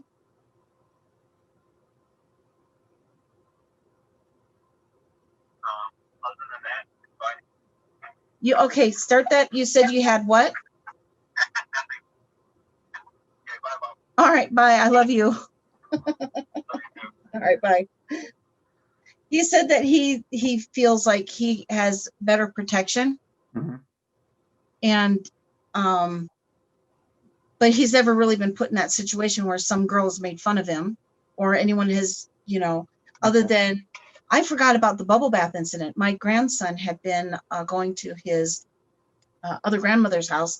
She was giving him bubble baths because he loves bubbles, because bubbles are very tactile and they're not really there, but they're there, and they're awesome. And so he was having too many bubble baths, which made the end of his penis irritated because some of the bubbles got in underneath the foreskin, Oh, well, he needs to be circumcised. David was like, Oh my gosh. no, and I didn't know about the doctors telling him he needed to be circumcised too. Hmm. So Needs. Needs. Where does the word needs come from about this? It's like, yeah, I sometimes wonder. I think about going and getting a degree on what are those doctors that deal with skin? Yeah, dermatologists. Dermatologists. It's like, I bet a dermatologist could tell you a lot about what happens. How to deal with skin problems on a penis, just as much as skin problems anywhere else on the body. It's like, you got rashes, you got irritations, you get irritations all over the body. You don't go cutting off that skin just because of an irritation. I know. Hey, I got a rash from poison ivy. Let's excise it. Yeah. Anyway. Smack my fucking head, right? So, and Sam Carnes talks about that a lot too. It's like, if you're intact and you're having some irritation or whatever, or you're getting too many smells down there, or getting yeast infections, you're probably using too harsh a soap. Yeah. Or you're not rinsing off adequately. Yeah. Or you're not changing your underwear like you should. Why don't these doctors think of these other things before just jumping to cutting off the because they want that money. Because they want that money. Or they're biased. Or both. Yeah. Or ignorant. I'm sorry. Oh my God. That's probably all mean. I'm sorry. Wow. Yeah. It just boggles my mind because seriously, bro. Yeah. Yeah. So. Okay. So the next section is about relationships. The first part of that is child-parent trust. Mm-hmm. And a lot of people say, well, I don't really trust my parents to necessarily do research or think about things deeply anyways. But the fact that, if they were today, if I was, 30 years younger and this would have happened, and 20 years ago, there was a fair bit of information about this now. Tons more, but today, so enough information where you could have done a little bit of research, could have gone to the library at the very least. We didn't have this year. We had the internet in late 90s. We would have had the internet by this point. There would have at least been some information to learn about this. Yeah. Before doing it, and if they would have done that 20 years ago, I would trust my parents a lot less because of doing something like that to me. I think I've got trust with my son because I was one of those moms. I breastfed. Mm-hmm. I co-slept with my kids. I didn't circumcise. I didn't pierce ears. I left my kids. Buddy, you sad? Go cry. Do you need mom to hold you while you cry, or what do you need? I was one of those moms. So I didn't have My son and I had a split a few years ago where he didn't talk to me at all because of some stuff, happened between moms and parents sometimes, especially if you're a single parent. But when chips came down to it, Mom, yes, I need your help. Yeah. Okay. Where are you? Where can I pick you up? I knew what he'd done. I knew what he'd gone through. I knew, but when it came down to it, there was no question of, Mom, I need you. All right. I'm not going to be in town for the next 8 hours. I'm still driving, but here's my address. I'll call my friend. He'll let you in. There's the couch for right now. We can find something else for you later. He called me back. No, I just want you to pick me up. I went and he's not a touchy guy, but he let me hold him for at least 10 minutes, but That's sweet. And then he goes, Mom, there's a car coming. I don't give a fuck. I'm holding my son. Fuck the car. So he's been here ever since. And then a situation happened between the boy's mother and my grandson. And so my son's had, Mom, I don't know what to do. I need to go ahead. I'll find a bed for Jamesy. Da, da, da. I did everything I could. We razz each other a little bit, but in the very end, he knows I'm there for him. I'm going to stick with it and do what I can in the best of my ability. Let him move in, my grandson. We'll take it one step at a time. So there's never been any question of, if you come to me and you have a problem, I'm not going to turn you away. You can trust me. Yeah. So at the very last minute of the day, Mom, I need your help. Yeah. Okay, bro, what can I do? Yeah. Yeah, and as a parent, want your kids to trust you, so it starts from the very beginning. Yeah, so they feel like they can share everything with you. Yeah. Because there's no relationship that replaces a parent. No.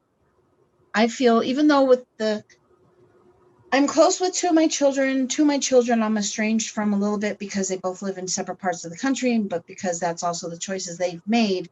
Mm-hmm. But they're still with the two children that are still here in the state with me, like my older daughter and my son here. There's still a closeness. I mean, my older daughter got pregnant at 13. Yeah. Okay, so this sucks. This situation sucks. It's your body, it's your choice. Here are your three options. There's abortion, adoption, and keeping the baby. They're the pros and cons. Yeah. This sucks. You have to make your choice. But we're gonna get through this. I have a 13-year-old granddaughter. Sweet. Whereas everyone at that time were telling me, you need to kick her out of the house. Mm. She can't even get on welfare. What the fuck are you thinking? Yeah. Well, she disrespected your family by getting pregnant. What about the boy? Oh, gosh. So I hate double standards. I hate all the blame was falling on Marie, or my daughter. But no consequences for the boy. So that's how I've raised my kids. And yes, we've had hard times and good times, but at the very end of the day, the very end, last minute, D time. Hi, kid. How can I help you? Yeah. Uh-huh. Oh, what's up? All right. I'll be right there. Yeah. Yep. It's not, it'll take me 12 hours to get there, but I'll be there. Yeah. So, yeah.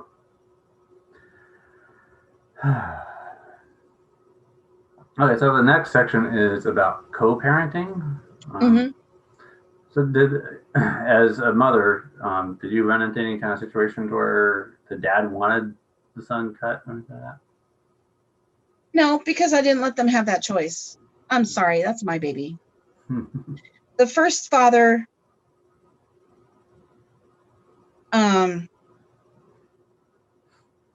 doesn't even know he has a son. And that's fine. My children's father, the middle two, he was uncircumcised. So there was no question on that. Yeah. And he wasn't even there when he was born. So, Yeah. Not your baby. You're not there. I'm not going to worry about your opinion and plus, because he was uncircumcised, there wasn't an issue there. So it probably didn't even cross your mind? It didn't. Not for the second one at all. Not at all. Yeah, unless they brought it up at the hospital. That's probably the only time that it crossed your mind at all, right? Oh, are you going to get your son circumcised? Yeah. Why? Yeah. Well, because you know what? You touched my son.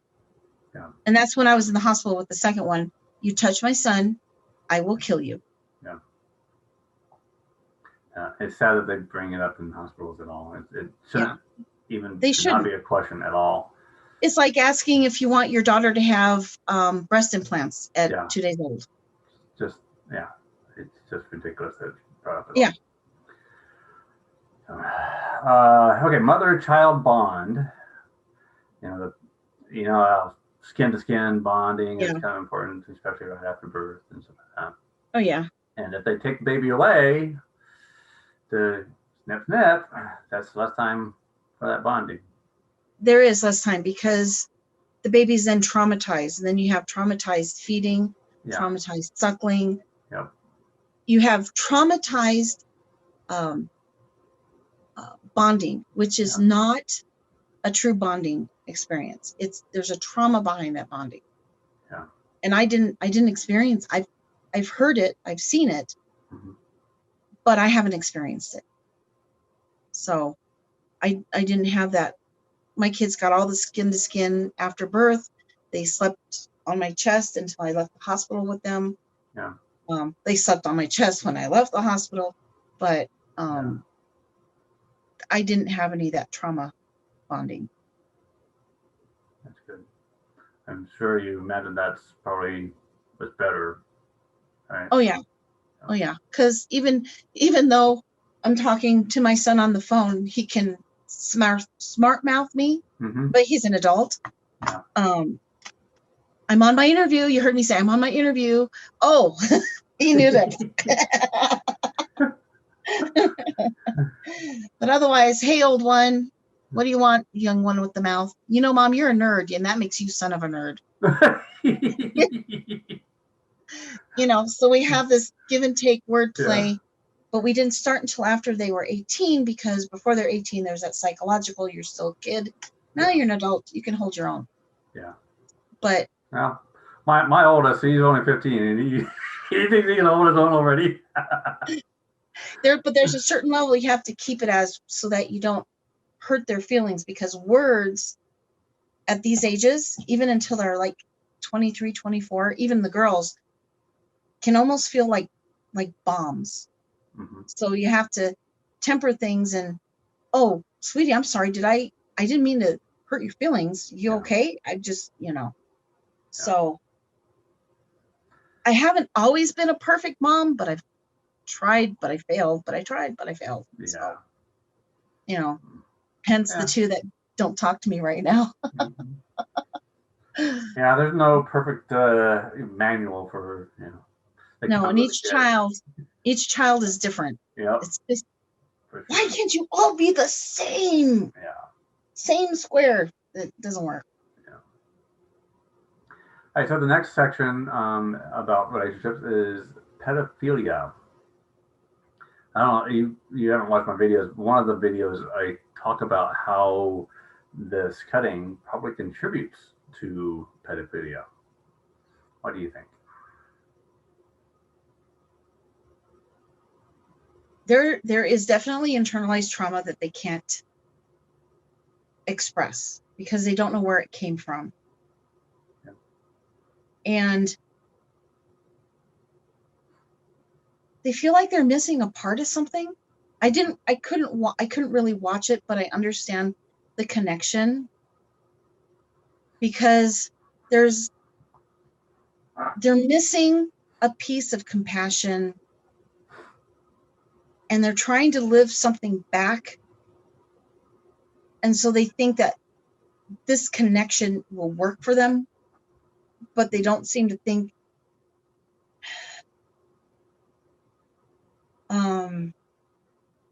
I was 8, and I could have easily turned and harmed my own children or hurt other children, either my age or younger, if I internalized it. So I don't know. I didn't get counseling or anything, but so I don't know if it's because they've internalized that pain. They don't know how to express it. But I know there's a connection there somewhere, and I just don't know. Okay. I'll share you with you my connection, what my theory is. It's just a theory. I don't have anything solid to back it up with, but it's a theory that I think is, people seem to think is plausible. Yeah. One of the very common surgeries for females, older females, in this country, in the U.S., is labiaplasty. God. Now, can you imagine why? To make it look like, well, because there's this big drive for women to shave their pussies, hair. Yeah, or their pubic hair, because children's are hairless. Mm-hmm. So men like that hairless look because it is childlike, just like young girls from an certain age, 6, 7, 8 years old, are looked at in a more intrusive manner. Yeah. Yeah. So that's like a Brazilian. Yeah. Trim, what you're talking about. Well, I'm talking about labia, where the lips are downsized to make the vagina tighter. So, quite often when women have had babies, they get a little bit larger down there. Not really. Not really. I had, my first son was 13 and a half pounds and 24 inches long. But it's like a rubber band. It does snap back. Yeah. I've had 3 other children, not the same size, thank goodness. But I haven't experienced any differences in the size or looseness of my vagina or or anything. Yeah. So when people say that, oh yeah, if you have more children, that means you're going to be looser, or if you have, more than one man having sex with you, you're going to be looser. No, it's a rubber band. Yeah. It goes right back. Okay. There is minimal stretching. Yeah. But it's not noticeable. Well, what I hear is that women do it to make things tighter for their partners. Because they need that. Why do they need that? Maybe they need it because they're missing something of their own, right? Yep. So so another option is very young women or girls, or I don't know where you want to draw that line, but so that would be a reason why. Yeah, because it's that perception that they're younger, they're smaller, they're tighter. Yep, exactly. So that's my theory behind it. So yeah, and that's their going theory too. We make correlations about this with a lot of things. Like the U.S. is like the #1 place for Viagra sales. I know. Why is that? I wonder there's why. a correlation there. Hello. So pedophilia could be, that could be another correlation. That's just, again, that's a theory. Yeah. So. I'm thinking that might be an interesting theory to go down on. Yeah. To follow that trail. Yeah. Okay, so the next relationship is doctor-patient relationship. Mm-hmm. Now, for me, I cannot have a doctor that does this to boys. And even doctors or even nurses that support the practice or push the practice, I don't think I could stand to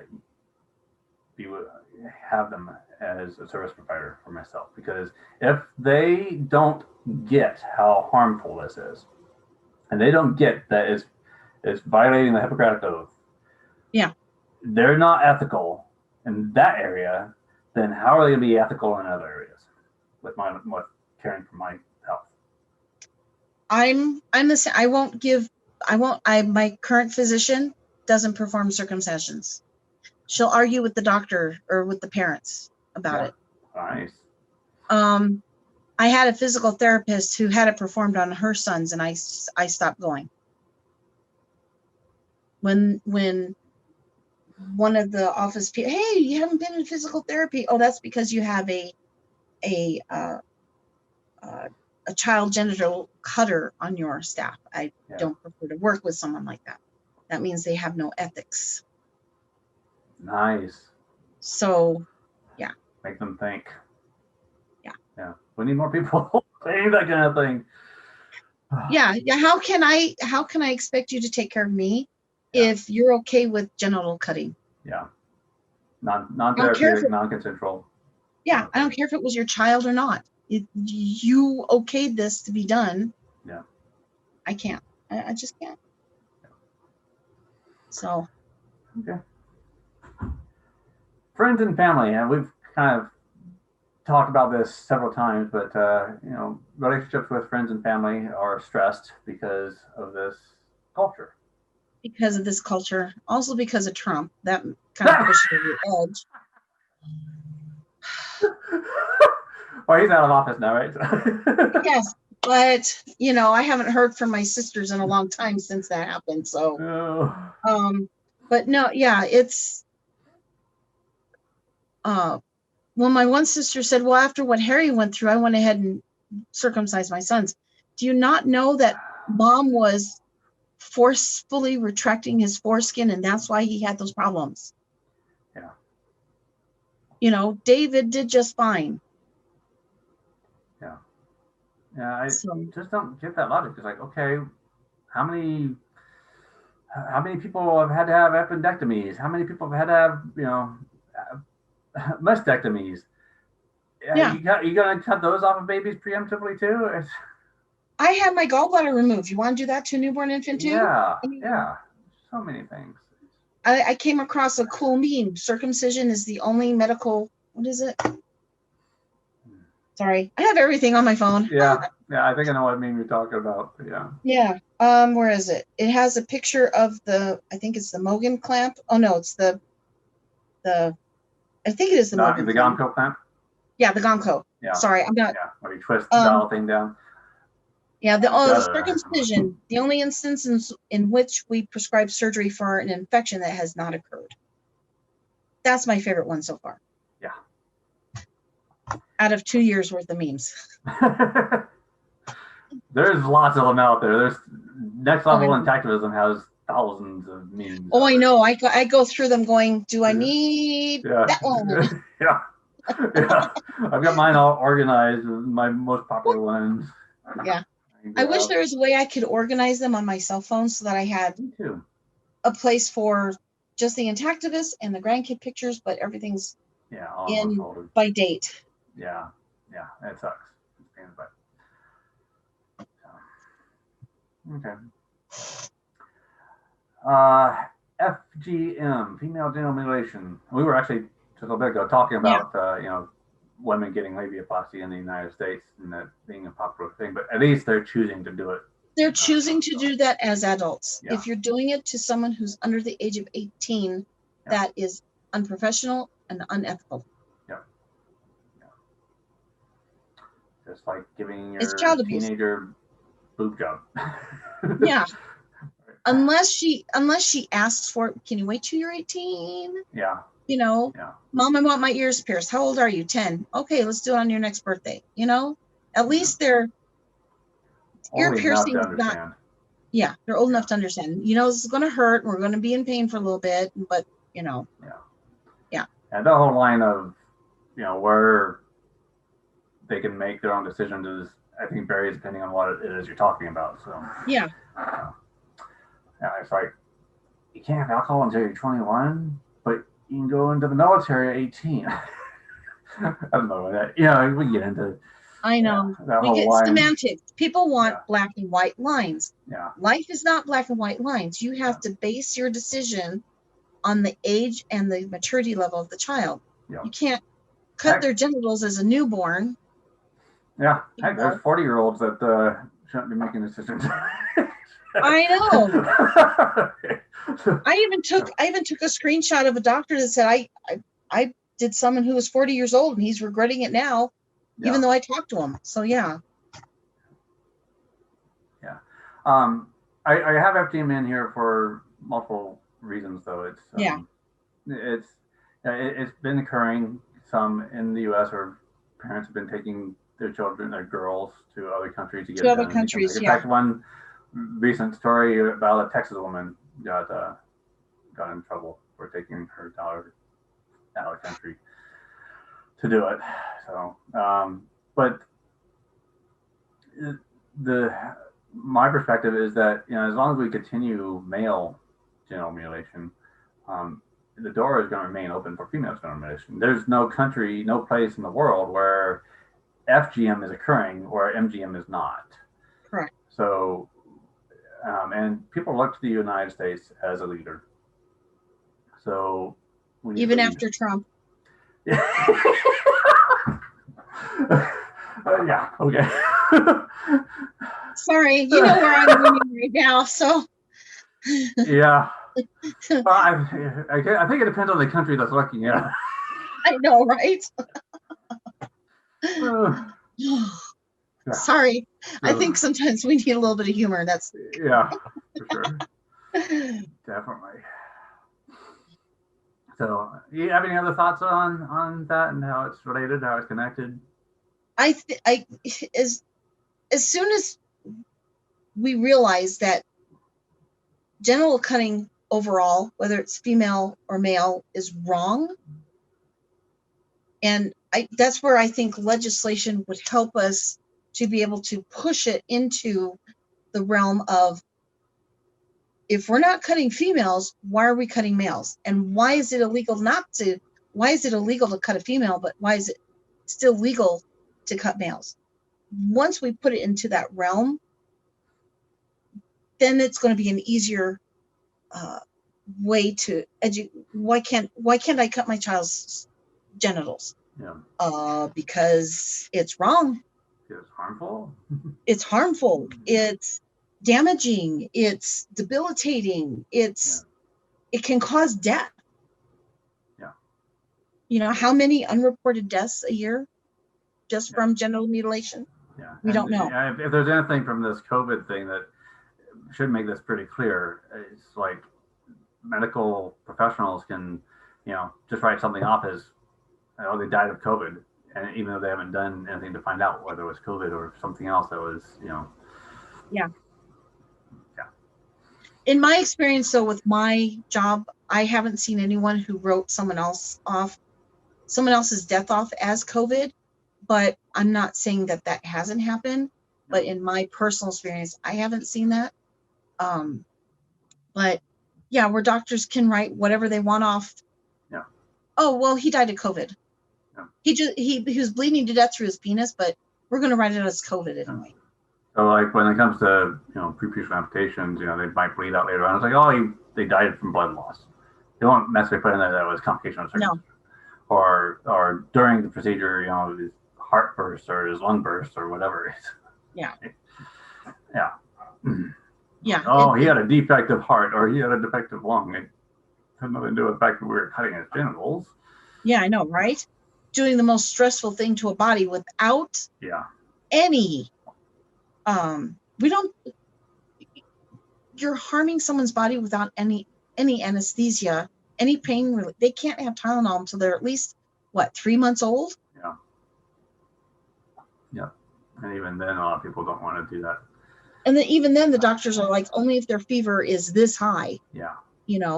And not for pain relief either. Yeah. So, yeah. Yep. So many wrongs. So many things. Logically, you look at this and you go, how do people still? But then they still justify it. It's cleaner. Yeah. girls have more folds. We talked about this earlier. Girls have more folds, and you have to get in there and knee. Little boys, oh, there's a little bit extra under here. That's it. Yeah, let's cut off noses and ears and all that stuff too, so we don't have to clean those. Let's clean that. Yeah. Hey, let's cut off their nose so they no longer have a runny nose. Oh, cut off their eyelids so they don't get pink eye. Yeah. Let's seal up their ears so they don't get ear infections. Yeah. Oh, why don't we just take out that nasty eustachian tube anyway? Because it's like this as an infant, where it's like this. So let's remove their fingernails so they don't get dirt under their fingernails. There's a meme on that one too. I know, I saw that one. I think I have it too somewhere buried. All right, so the last item on the list is social productivity. And the reason why I bring this one up is because there are so many people like you and I that are distraught, or our energies, our mind is seeing this, we know this is happening, that we end up spending a lot of time on social media or whatever trying to educate people, when instead we could be doing other things. And same thing with doctors that are cutting children's genitalia without a medical need. How many lives they might be saving or curing cancer or whatever if they weren't spending time doing that? I know. Just because they want that quick $500-$800 to add to help them pay their medical lawsuits. How much money would they be saving in not doing this with medical lawsuits? How many people have sued because their children died of this? Probably not many, but I've seen some posts where parents, I need to sue my doctor. He botched my son's circumcision. You go out to arclaw.org and see a whole list of suits. Yeah. How much money would they be saving overall by not doing this when they're trying to make money? So okay, there's you see where my mind is all over the place with it sometimes. I feel like I have an outlet, but not enough of an outlet, but I can't save them all, and I have to keep telling myself that. Well, to that point, I want to say thank you. I'm not saying thank you just for doing this interview with me, but thank you for speaking out, because I could be a regret parent right now if it wasn't for someone giving my wife information.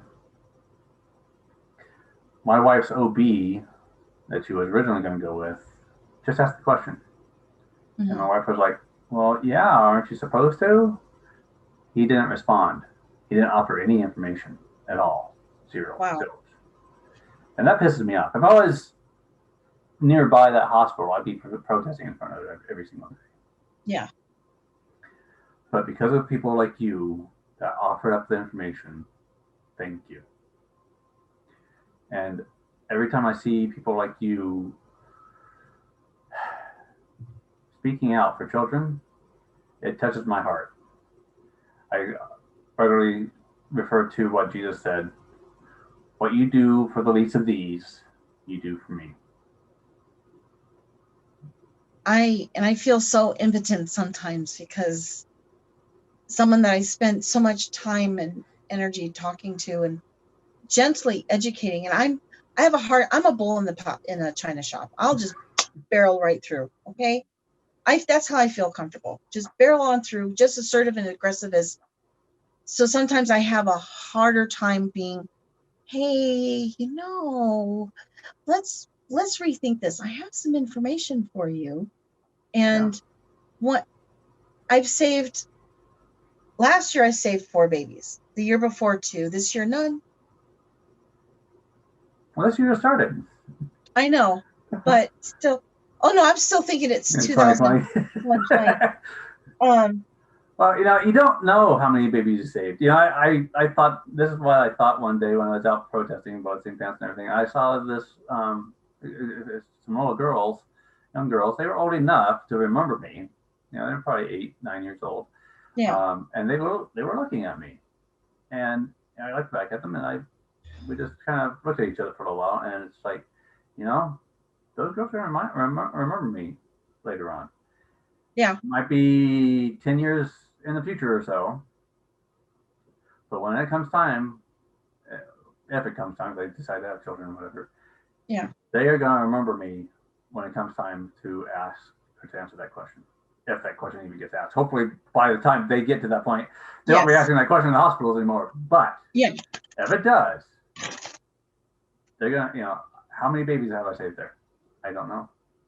It's down in the future, but we're making a difference. I know we are. I mean, at this point, I think just about anyone that says I have never seen anyone protest about this or whatever, or never heard anyone complain, you've been living on a fucking rock. Because that's what I told her. I was like, oh, okay, here we go. Link, picture, me.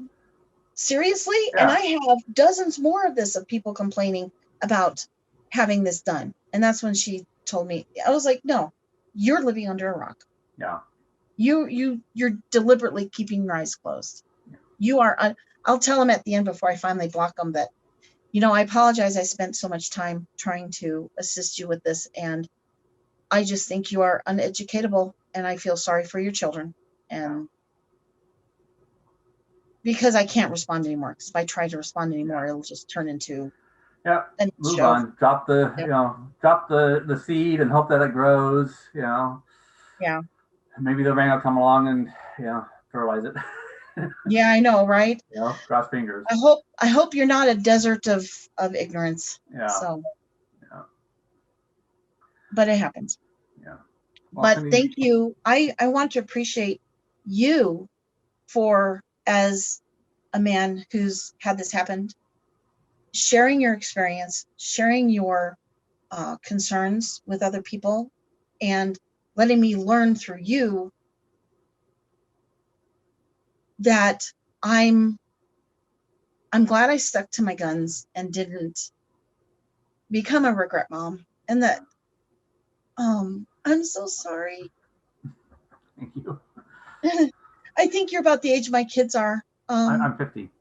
You're my age. Yeah, I'm only a few years behind you. I didn't think you were my age. Oh my God, I thought you were younger. Yeah, if you see if I grow my beard, it's like I'm actually getting grays all over here now. Oh, okay.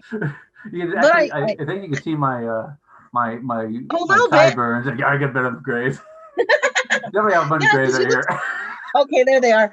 See, I don't think you were my age. But I have a little bit of a baby face. Oh yeah, you do. But for sharing your experience and giving us an outlet to express, especially my frustrations and my anger and my dismay, because I can't save them all. Yeah.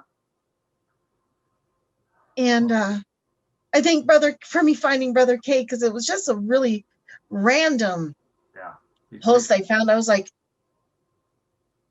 there's a word for this? Yeah. There's actually a forum to fight this? Mm-hmm. So I've lost a lot of people on my Facebook friend page. Yeah. I could give a shit. Yeah. You know, my numbers keep on going up. So I was like, huh? Yeah. Cool. Mine kind of fluctuate. Yeah. So I don't care if I'm hurting you, but maybe someone will see me posting this on your post and that seed will be there. Yeah. You know, not hurting you, but someone who's seeing my feed and I'm posting circumcision is this, and I feel this way about that. And hopefully somewhere that seed is being planted, because my granddaughter, who's 13, we have talked about this circumcision, and Grandma, I don't know why people harm their children like this. She's an intactivist at 13. Yeah. Okay. Wow. She said, Mom, if my mom cuts my baby brother, I'm going to be so mad at her. I'm not going to talk to her. I'm going to yell at her. Wow. I'm like, okay. Great. But she's still your mom. Yeah, but Mom, she's doing something that's stupid. Yes, I know. Yeah.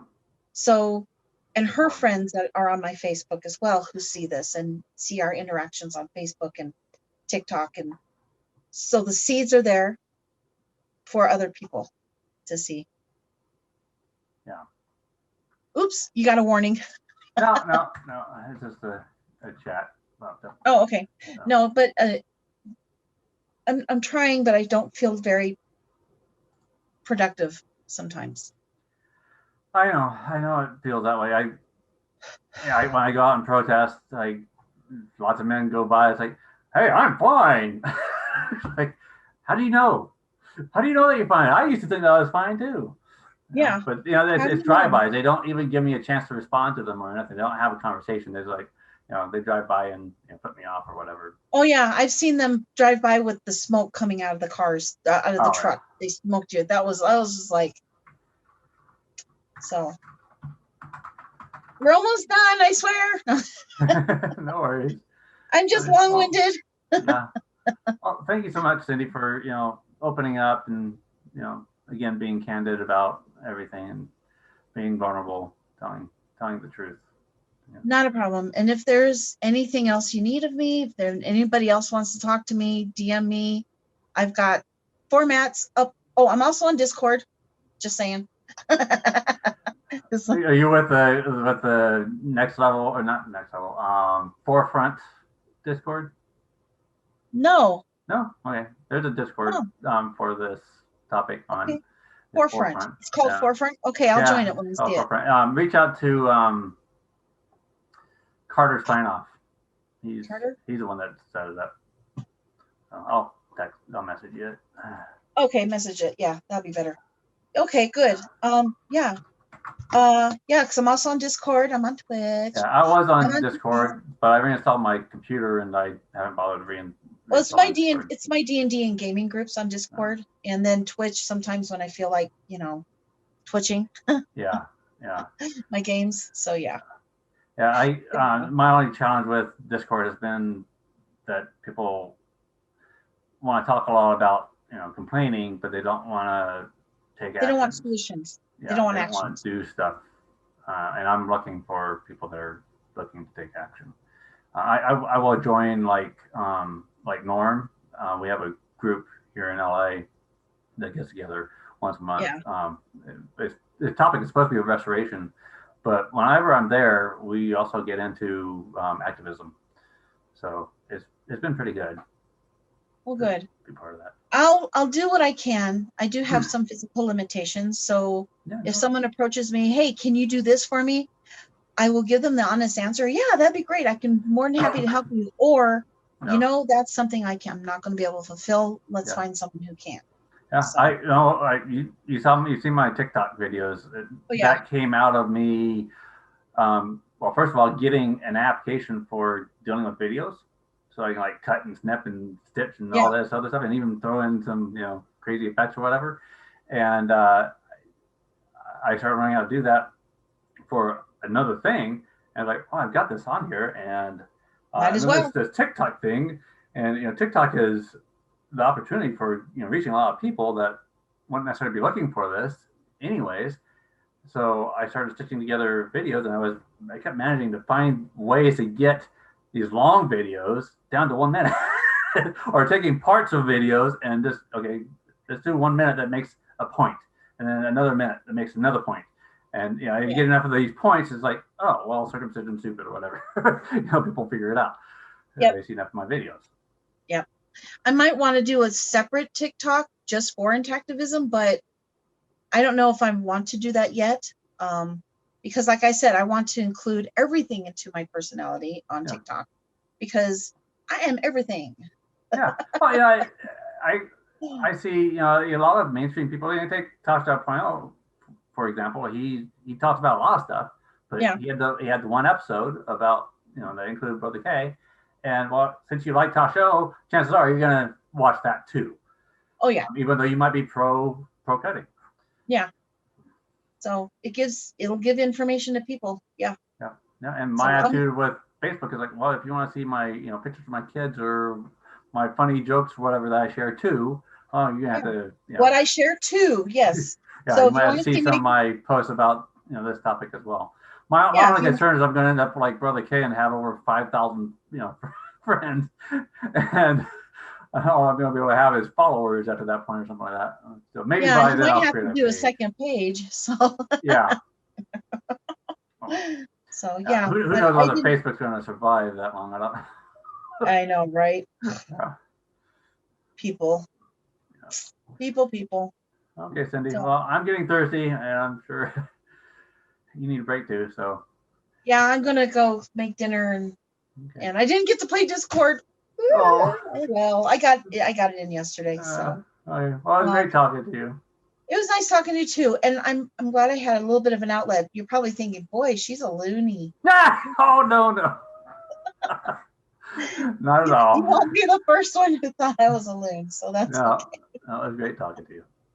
All right. It was nice connecting with you on a more personal level. Oh, thank you. And I know who you are now. I got to see your gorgeous wife and your gorgeous son. And my oldest, Jackson. Yeah, so adorable. Just tell them I thought they were just adorable. Oh, okay, will do. All right. Have a good night. Thank you so much for this. I needed this. All right.